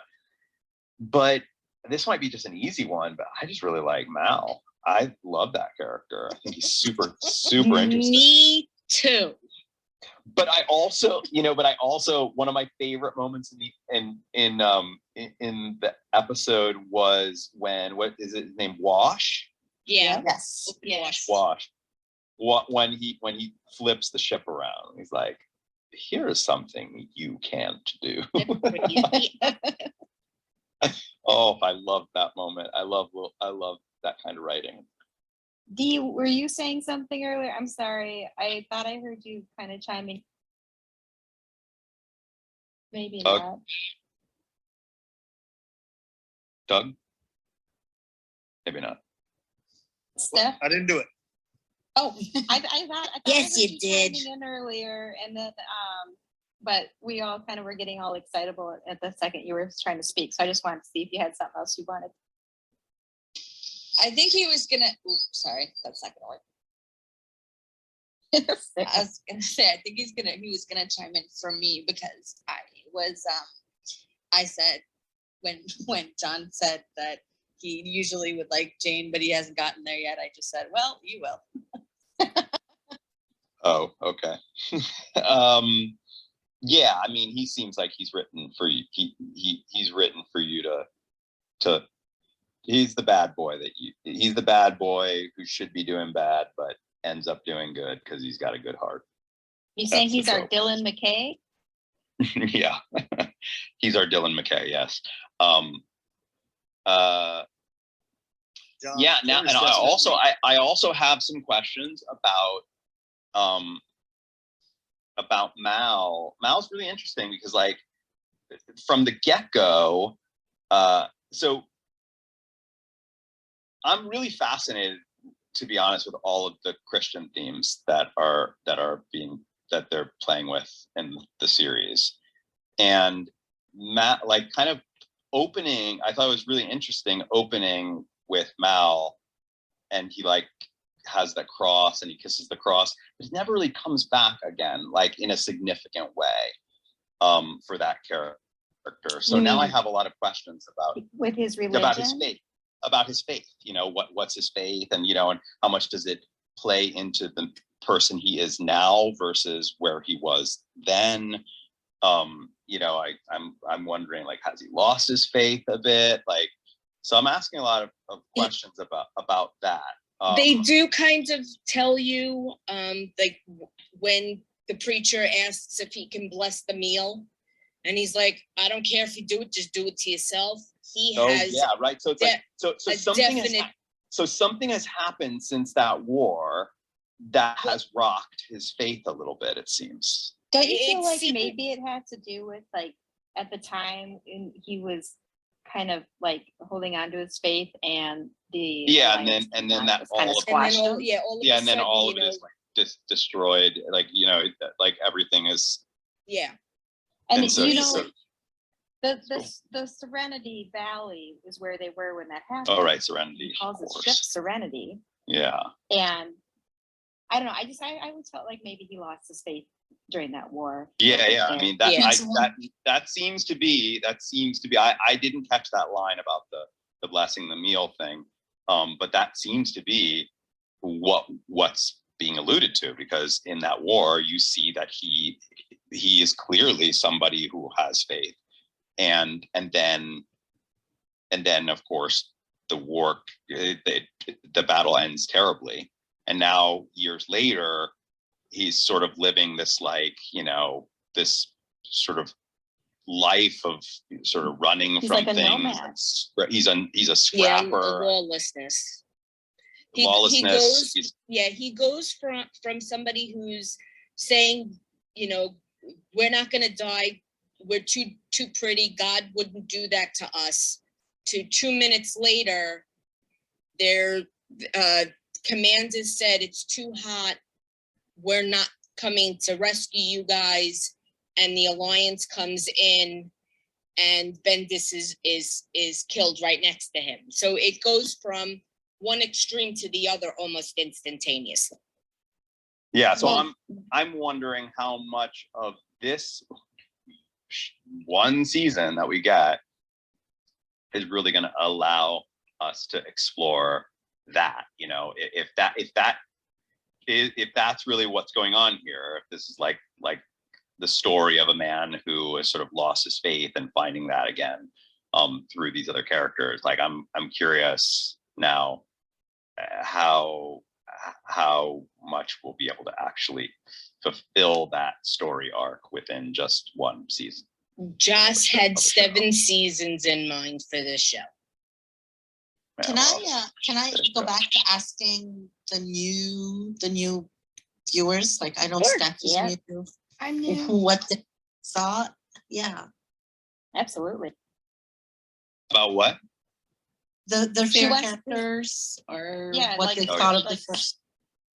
I think right now I'm liking Mal and Wash for sure. You like the Men of Mystery stuff? I don't have a favorite yet. Like, I kind of like them all. I don't know. There's not like one that I don't like. Really. Yeah, they all had their moments. Get comfortable with that answer.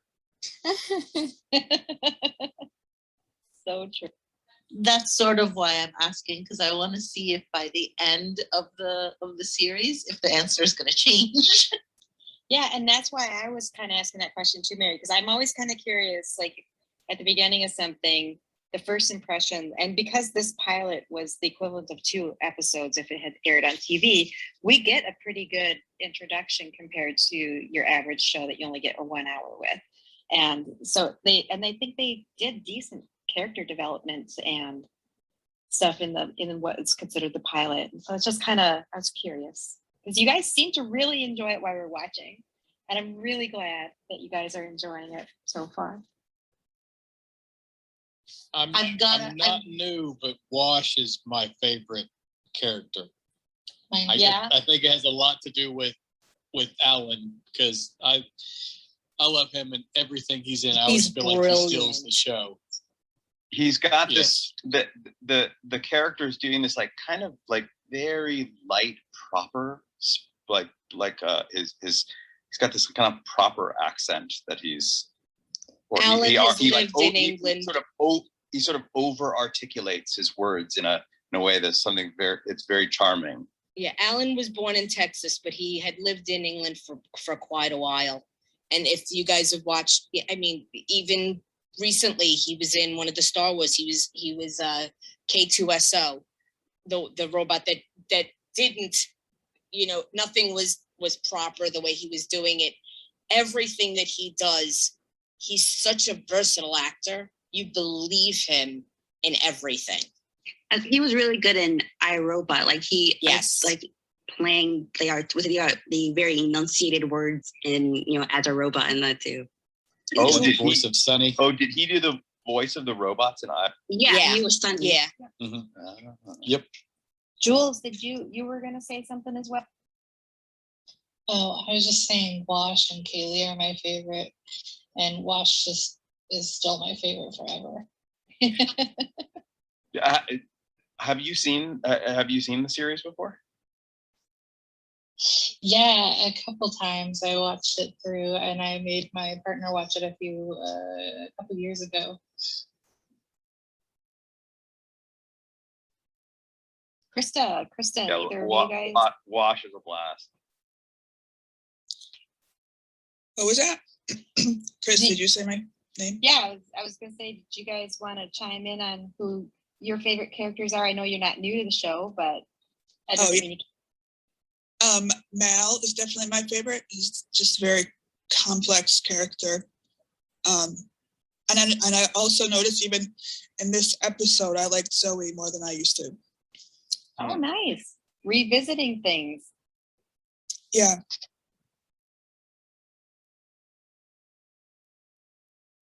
Yeah, I really like Zoe. She's kind of like, she kind of feels like how the impression that Jane is supposed to give. Zoe's like the female version. She's kind of like the backup badass kind of to Mal. Zoe is my favorite just because I love Gina Torres and everything. So I'm just biased. She is fab. Ridiculously amazing. And she's so sweet. And what about Summer? What about the river character? This is fascinating. Right now, she's like Least favorite. Least favorite. Least favorite. Did you say just right now, Krista, or in general? In general.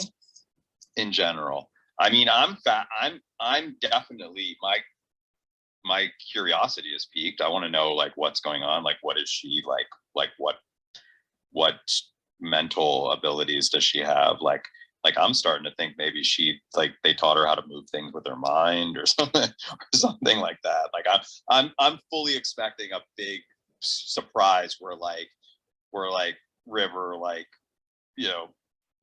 throws a bunch of people across the room with her mind or something.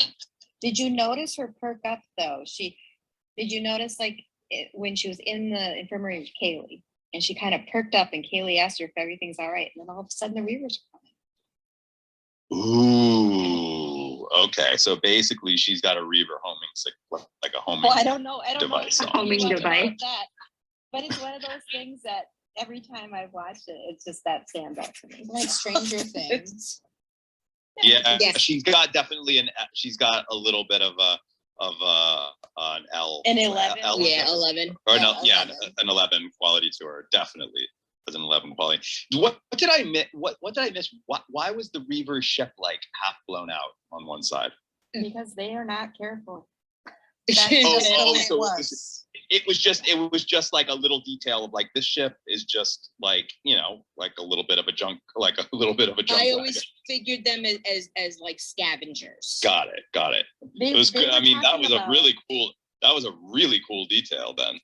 Yeah, the one side is missing stuff, and you'll notice a lot of when you see them, red it kind of gives them the color. Well, and they were talking about how they were coming across a ship that was missing. Now I'm drawing a blank on what they said that it was missing, and that's how they kind of deducted that it might have been It was like Reavers. a core element or something. Yeah, something that would protect the core of the ship. And Yeah, that's how you can It's an tell them apart. All that smoke and I can't remember what the word is Radiation. either. Yes, There was a lot of something like that. radiation. Yeah, the power Yeah, plant they're didn't just have not safe. shielding. Oh, I'm very curious to see what these people look like. Charlie, who's your favorite character? So I did say it earlier, but honestly, like I'm gonna say top 3 favorite. Kaylee, of course. When Chris asked, she asked besides obviously. Right. So I didn't say Kaylee, but Kaylee, of course. I like Inara and Mal. How can you not like Mal? Yeah. Her I think it's great character is To great. me, I think that the priest, I don't know, maybe it's just an easier concept of storyline that I'm seeing right now, because it's like, oh, this is interesting. Like, how's he dealing with this, and why is he at this place? And so I guess I'm more interested in his arc, right? Yeah, I get that. Yeah, because he said he'd been out of the parish or whatever for 2 days, and already he's in this mess. So he has to be struggling. Well, and when we first meet Book, he's walking around looking at ships, and Kaylee points out to him that she's noticed that he doesn't look at the destinations; he's looking at the ship. So you gotta wonder, why doesn't he have a destination in mind? He literally was just kind of trying to find a ship to board and just kind of go off wherever it's gonna go, kind of thing. And that's the reason why Kaylee's parasol is my tattoo, is because of that scene. She's telling him, you're not looking at the destinations, you're looking at the ships themselves. It's not where you're going, it's it's how you get there is the worthier part. And that's why I have that. So it's not just, ooh, I love Kaylee, I like the parasol. It's because of exactly what they say in that scene. Yeah, Book is definitely an interesting character. I have a really good idea for a memento that I want to drop, but I'm not hosting this. You So can message me. I might. It got a No, but I link. might. John, you can have. I don't know. I might host like another event, like a game or something like that in If like you a want fire, to do the like a role Firefly playing game. game, I can send you the books. I have. No, or them. just maybe even just trivia or something like that. Although Mhm. I mean, I don't really know enough about the series, but like If you're I'm hosting already trivia, I'm already kind of wanting to do like a Firefly event of my own so that I can drop a memento. You could do a rewatch of something for people who missed Oh it. right, that's and then true. you could drop That's a true. memento. I could host one of those morning ones that would allow folks in Europe to catch up.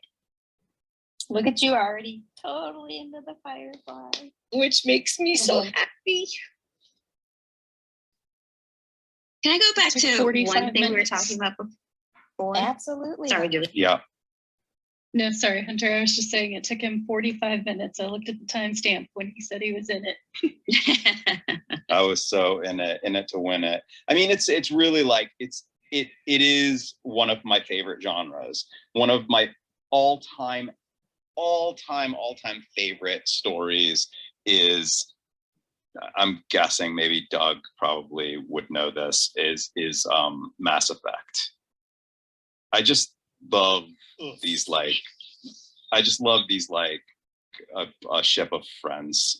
Like a spaceship of friends is just like one of my favorite genres ever. have you ever watched Legends of Tomorrow or any of those DC shows at all? No, I haven't. Is it a space show with a bunch of friends on a ship? Legends of Tomorrow. Yeah. Legend Yep. is. It's literally Yes, it like, is. you just described. It's Group. an Arrow spinoff. It's a group of buddies on a spaceship. Pretty much. Basically, yeah. Yeah, I love time that. travel. I just love that stuff. Just go like, I love adventures, like an adventure and everybody sort of regroups on a ship.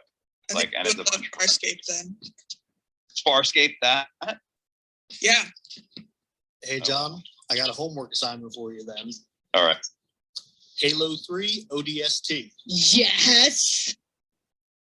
Oh, You'll find Captain Mal, the pilot Wash, and Jane are all in it in a squad as Marines. Yeah. Well, I don't have an Xbox though. I'm a PlayStation guy, so I don't know how I don't know how I'd be able to do that. Steam Sorry. Master Chief Collection. You could also Steam? do Destiny. A lot of them are in that too. Destiny? Mm-hmm. Ah. The video game Destiny. Yeah, I haven't done Destiny. But I love Mass Effect. I love Mass Effect.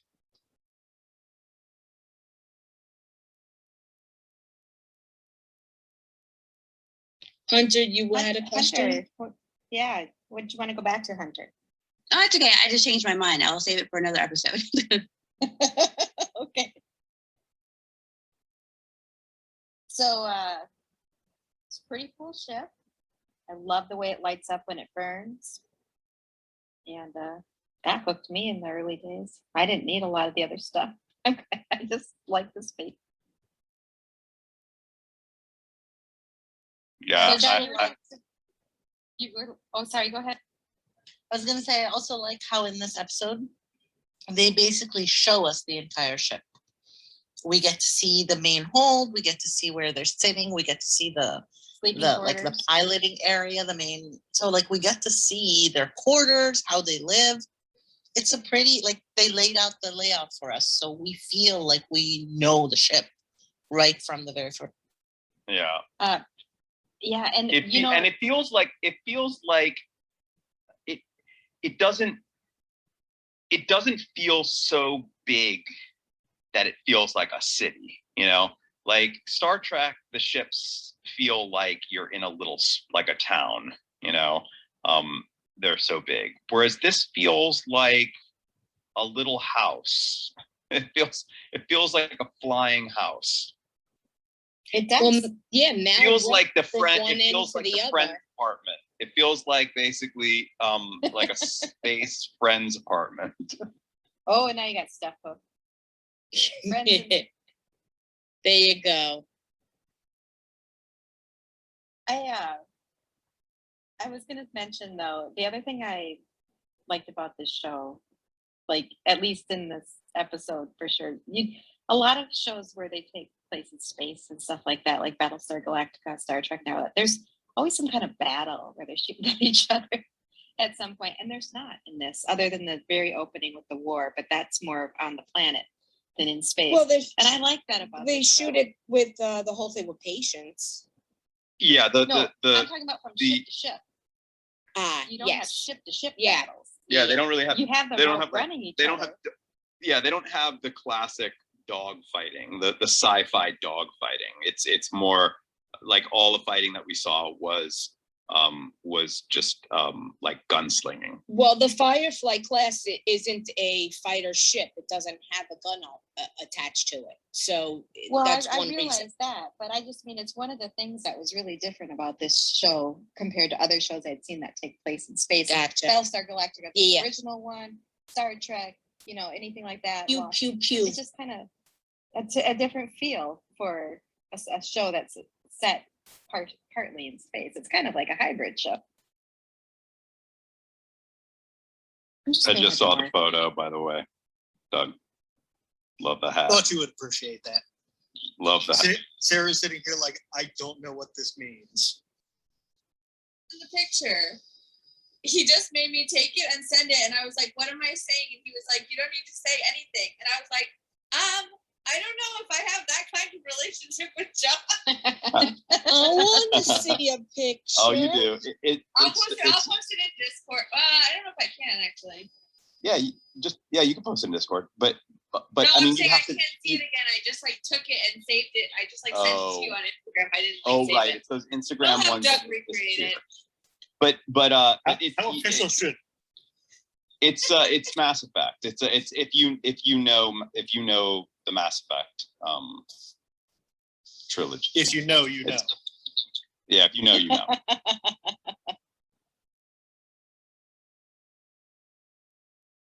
Well, a bunch of buddies on a spaceship. I was gonna say we can continue talking for as long as you guys like, but I want to thank everybody for coming to the pilot episode of Firefly tonight. Yeah, this was Thank you, great. guys. And this will be a Monday, Thursday show at the same time each week, but the other episodes are not an hour and a half long. They're only the standard 45 minutes approximate. Correct. Yeah, this was a special like 2 hour. It back then it would have been a 2 hour pilot with commercials. So right. So that's yeah, and then the 45-minute episodes would have been hours. So it would have been a double length pilot. The rest of them are going to just be like the length of our Gilmore Girls episodes that we were watching. I'm excited. I'm very excited. I'm already trying to figure out how I'm gonna drop this memento, this Firefly memento that I'm already thinking about. But maybe I should watch a little bit more of the series, get more inspired. Who knows? Maybe I'll come up with something even better. But watch it all. I'm all ready. And just to let you all know, when we finish this TV series, we will be watching the movie Serenity as well at the end. I just changed my photo to when the family and I all got a picture with Alan Tudyk, and we are pretending to battle with the dinosaurs that he has on his cockpit like dash. I'm about to change mine so you can see Oh, that. that's awesome, Matt. I Look at have to Kendra. share this Oh my adorable thought. gosh. Your family is so cute, Kendra. Diana just shared that it's basically Friends in space. Yep. Which I just love. That made me just say like, yeah, it is. Well, see, I never really was into any of like the sci-fi Mary? stuff. And but I would watch the Star Trek, The Next Generation. Yeah. We didn't have cable, so on the weekends that would be like what was kind of like, I guess they were in the rewatchers or whatever they're called, reruns. And so I would get into it, and like, so that's the only thing that I've ever watched. I've never seen Star Wars, so this is kind of like giving me a little bit of like that Star Trek Next Generation vibe. So I think I'm gonna enjoy. Tiffany, you have amazing sci-fi taste. Don't you worry. You'll be fine. Wait, but Mary, Well, you're it's because usually sci-fi, when but it's you very story driven, character driven drama as well, and Star Trek's like that in that way. Yeah, it's not. Just it's all about being in space. it's all about the story. It's never about the genre. I mean, I'll be the first to admit I do not like horror. It's not my genre, but there are some horror movies that are just undeniably amazing. And so, yeah, I can't really say that I'm not into horror because there are definitely some good ones. But for me, sci-fi already, even if it's terrible, it already gets like it gets a couple of points just because it's sci-fi for me. I mean, I just, that's just me. I have that in my blood.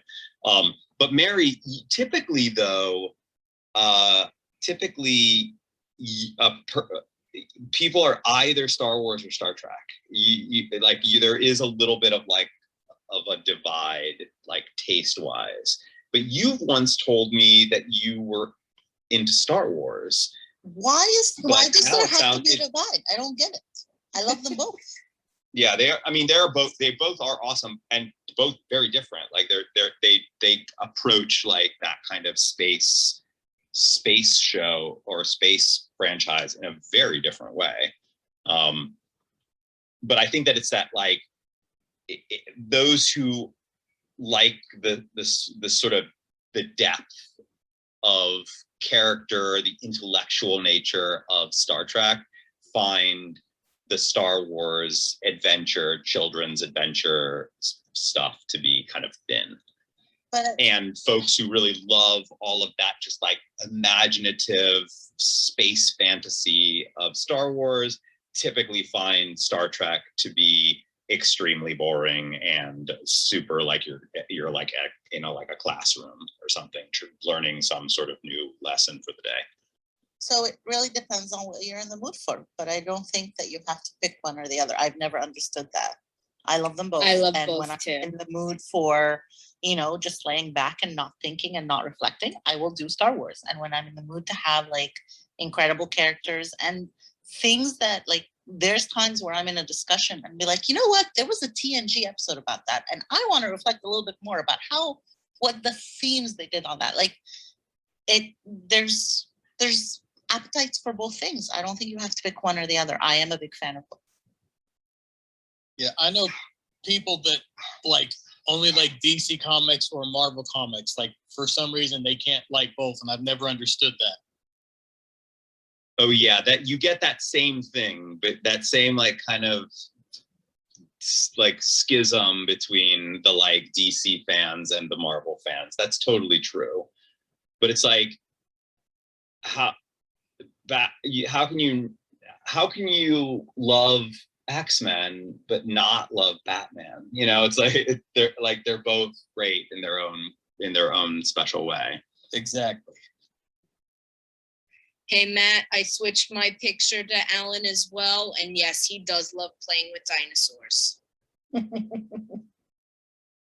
I think I love one of the things I loved about Star Trek was the women. Like I was drawn more to that. And I think it was like, I don't know if we had seen much of that or I hadn't, just like they were pretty much in the same uniforms and I was really more drawn to them. And I think it's nice to see that there's also women on the ship. So the women on this ship are very, very, all of them are strong characters. Right. Well, and in Star Trek, the women were kind of, in some ways, treated like equals because of their positions, their different, like their jobs on the ships and things. Whereas sometimes in Star Wars, they don't seem quite as upfront, other than Princess Leia. They're just kind of it's all about the. Star Wars is space fantasy, and I love Star Wars. I'm just it really is truly space fantasy. So even though it's like taking place in like a science fiction environment, it really it follows all of the tropes of fantasy, which is like damsel in distress, princess in the tower that needs to be rescued, all of that kind of stuff. Whereas Star Trek really was like a social, that show is like a social commentary. Yeah, we had a teacher that. Go ahead. I was just going to say Battlestar Galactica, the reboot, has a lot of strong female characters in it as well. And if you like that kind of thing mixed with your sci-fi, you might enjoy that. But go ahead, Matt. We don't need to talk about Battlestar. Well, I just actually binged that at the beginning of the pandemic, and I loved it. But I was going to say, I had a teacher in high school that we actually watched an episode of Star Trek, the one about whether or not Data is human or not, and like going into what that actually means. Oh, the trial. Whether or not he's sentient, is he's alive? Yes. He had to Absolutely. Now an Go ahead. actual admiral, I believe, a Starfleet admiral, that he was a living sentient being. And he did. Oh, I'm sorry, spoilers. I love Star Trek. I get a little too excited. Now I want to rewatch Star Trek. That's like the Firefly for me. I get way too excited that I just gotta like shut up, or else I could tell you every little detail from start to finish that happens. You know what we should do? We should Watch build Galaxy up. Quest. We should build Never up. give well, up. Never we should surrender.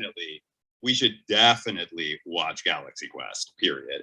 No, what we should do is we should build up the Firefly world on Remarcus and turn it into just an absolute juggernaut, and then force them to make a new series because of it. Sounds good. I'm in. What do you think of that? Whatever Like you get, eventually John, we have we'll rooms follow. with we have rooms with like tens of thousands of people watching Firefly and playing Firefly games and role-playing Grab games the and the cast comics, and crew to and then join us. and You'll they get just that and they fast. just and they just can't deny it, and they're like, okay, we're gonna have to greenlight a new series. It's just gonna have to happen. And then we'll then be. What do you us think? as the I love people who this started idea. It, we would have to be in the new show. Oh yeah, sure, Walk on. absolutely. All of us would be like total like background talent. I'm I in. love it. I have played bar patron in many a film, so I'm pretty sure I can play bar patron in Space Bar. Oh, we'll get There we'll ya get you behind go, a bar. Matt. Don't you worry, Matt. A space western bar. Yeah. Either that, or we'll put you on a horse and have you get shot at the very beginning of a gun fight. Oh, I'm totally Will it be down. the horse named Fred? You'll be the first one. That gunfight was also awesome and also hilarious. It just starts abruptly, just bullets flying, couple guys just flopping forward on their like machines. Bye and to Fry. Oh my gosh, Two Fry. It Oh, reminded me of I can't remember, is it Young Guns 1 or Young Guns 2, where they're standing there and somebody like, Yes. gets shot in the head. Oh, Oh, you can gosh. write on this one too. Young Guns. Young Guns. That's where Bon Jovi comes Yes. in. The Blaze of Glory soundtrack. Totally. Let's get some that's another thing. We're gonna build up the Firefly world so big on Remarcus that John Bon Jovi is going to be like, okay, all right, I'm gonna make a new album. I wore that Specifically for the rewatches of Firefly that are happening on this new watch platform that everyone's been chiming in about. Yes, John, come on over. I Join love us. you, John. I can't.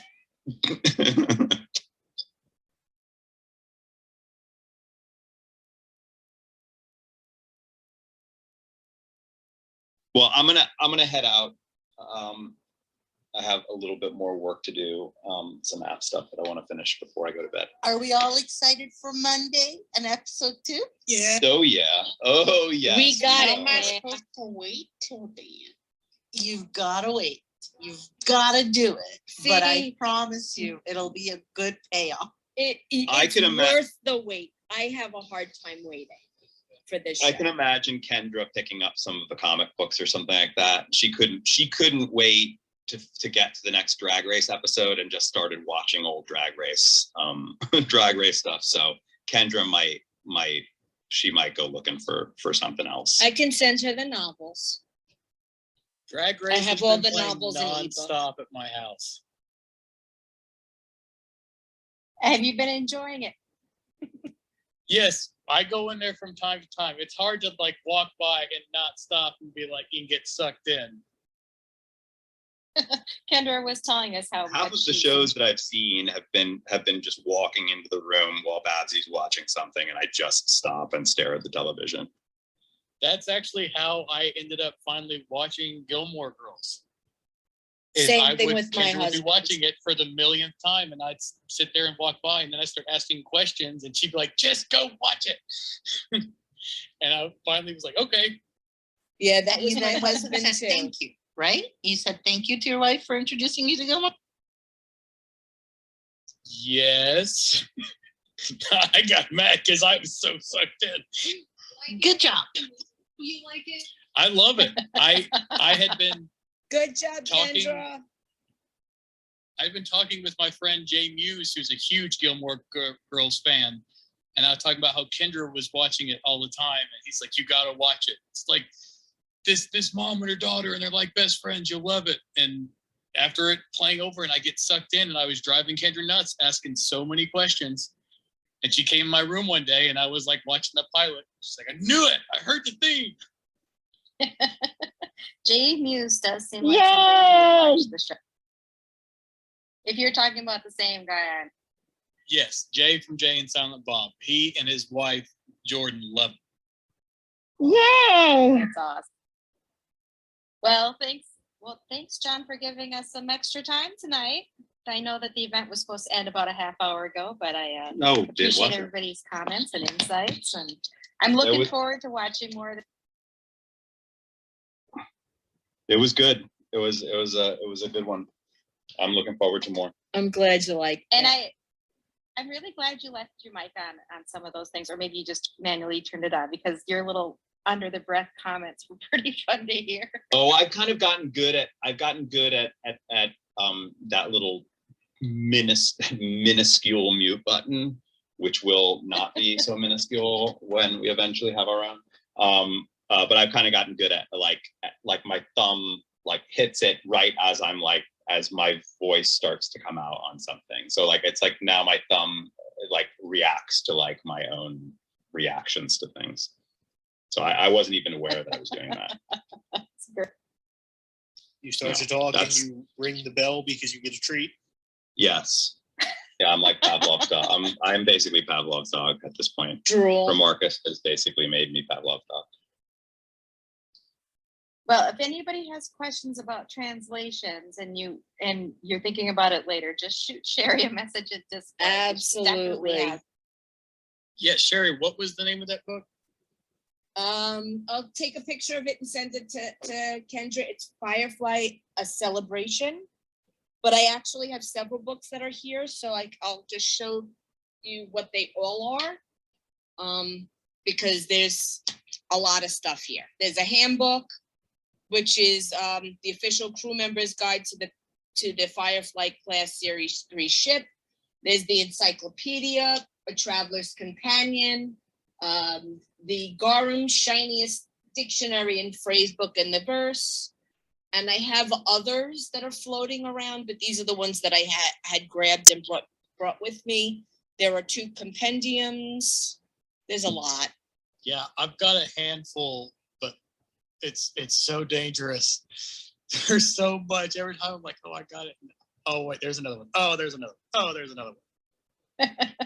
Yeah, you'd have fun in my room. I will say, I'll end on this. I will say though, as I was creating the social graphic for our watch tonight, I went on, started looking for fonts, so I just first thing I just typed in was like Firefly Papyrus. Fonts. And I noticed that the Serenity font is Papyrus, and then of course I laughed because that's the font that Avatar used, and then of course I laughed because of that Ryan Gosling Saturday Night, was it a Saturday Night Live skit? Where, have you seen that? I don't think so, but did you like how fast I am? There's a hilarious Ryan Gosling Saturday Night Live skit where he basically talks about it's just basically him realizing that the Avatar font, the font in Avatar, the movie Avatar, is Papyrus and how it's just like haunting his dreams and stuff. It's a very, very, very funny skit. Reminded me of this, just like of that skit the other day, and then I like rewatched it, even though it's definitely like Bro had PTSD. 5 or 6 years old or something, maybe more. It holds up. It's so good. If you haven't seen it, you definitely need to watch it. It's amazing. It is freaking. It is so freaking funny. It is so freaking funny, but it's so absolutely true. It's like, who was happened? Yeah, who was hired to open up Microsoft Word and type in a avatar and then just switch it to the Papyrus font? Yeah, Cameron invents all this technology for the movie and a whole new language. And he's like, just get something off of Word. You know what would be funny is if the story is that they actually ran out of money, and when it came to like the graphic design, they just had no budget. And then that's how it happened. I don't know. It's mad. Here's $5, pay the intern. Please, everybody who is here in the room right now, please go to YouTube, type in Ryan Gosling Papyrus, and just watch it. It is freaking hilarious. All right, I'm off. I will see you on the Discords. Yes, sir. Bye. Have a good night. Bye, everyone.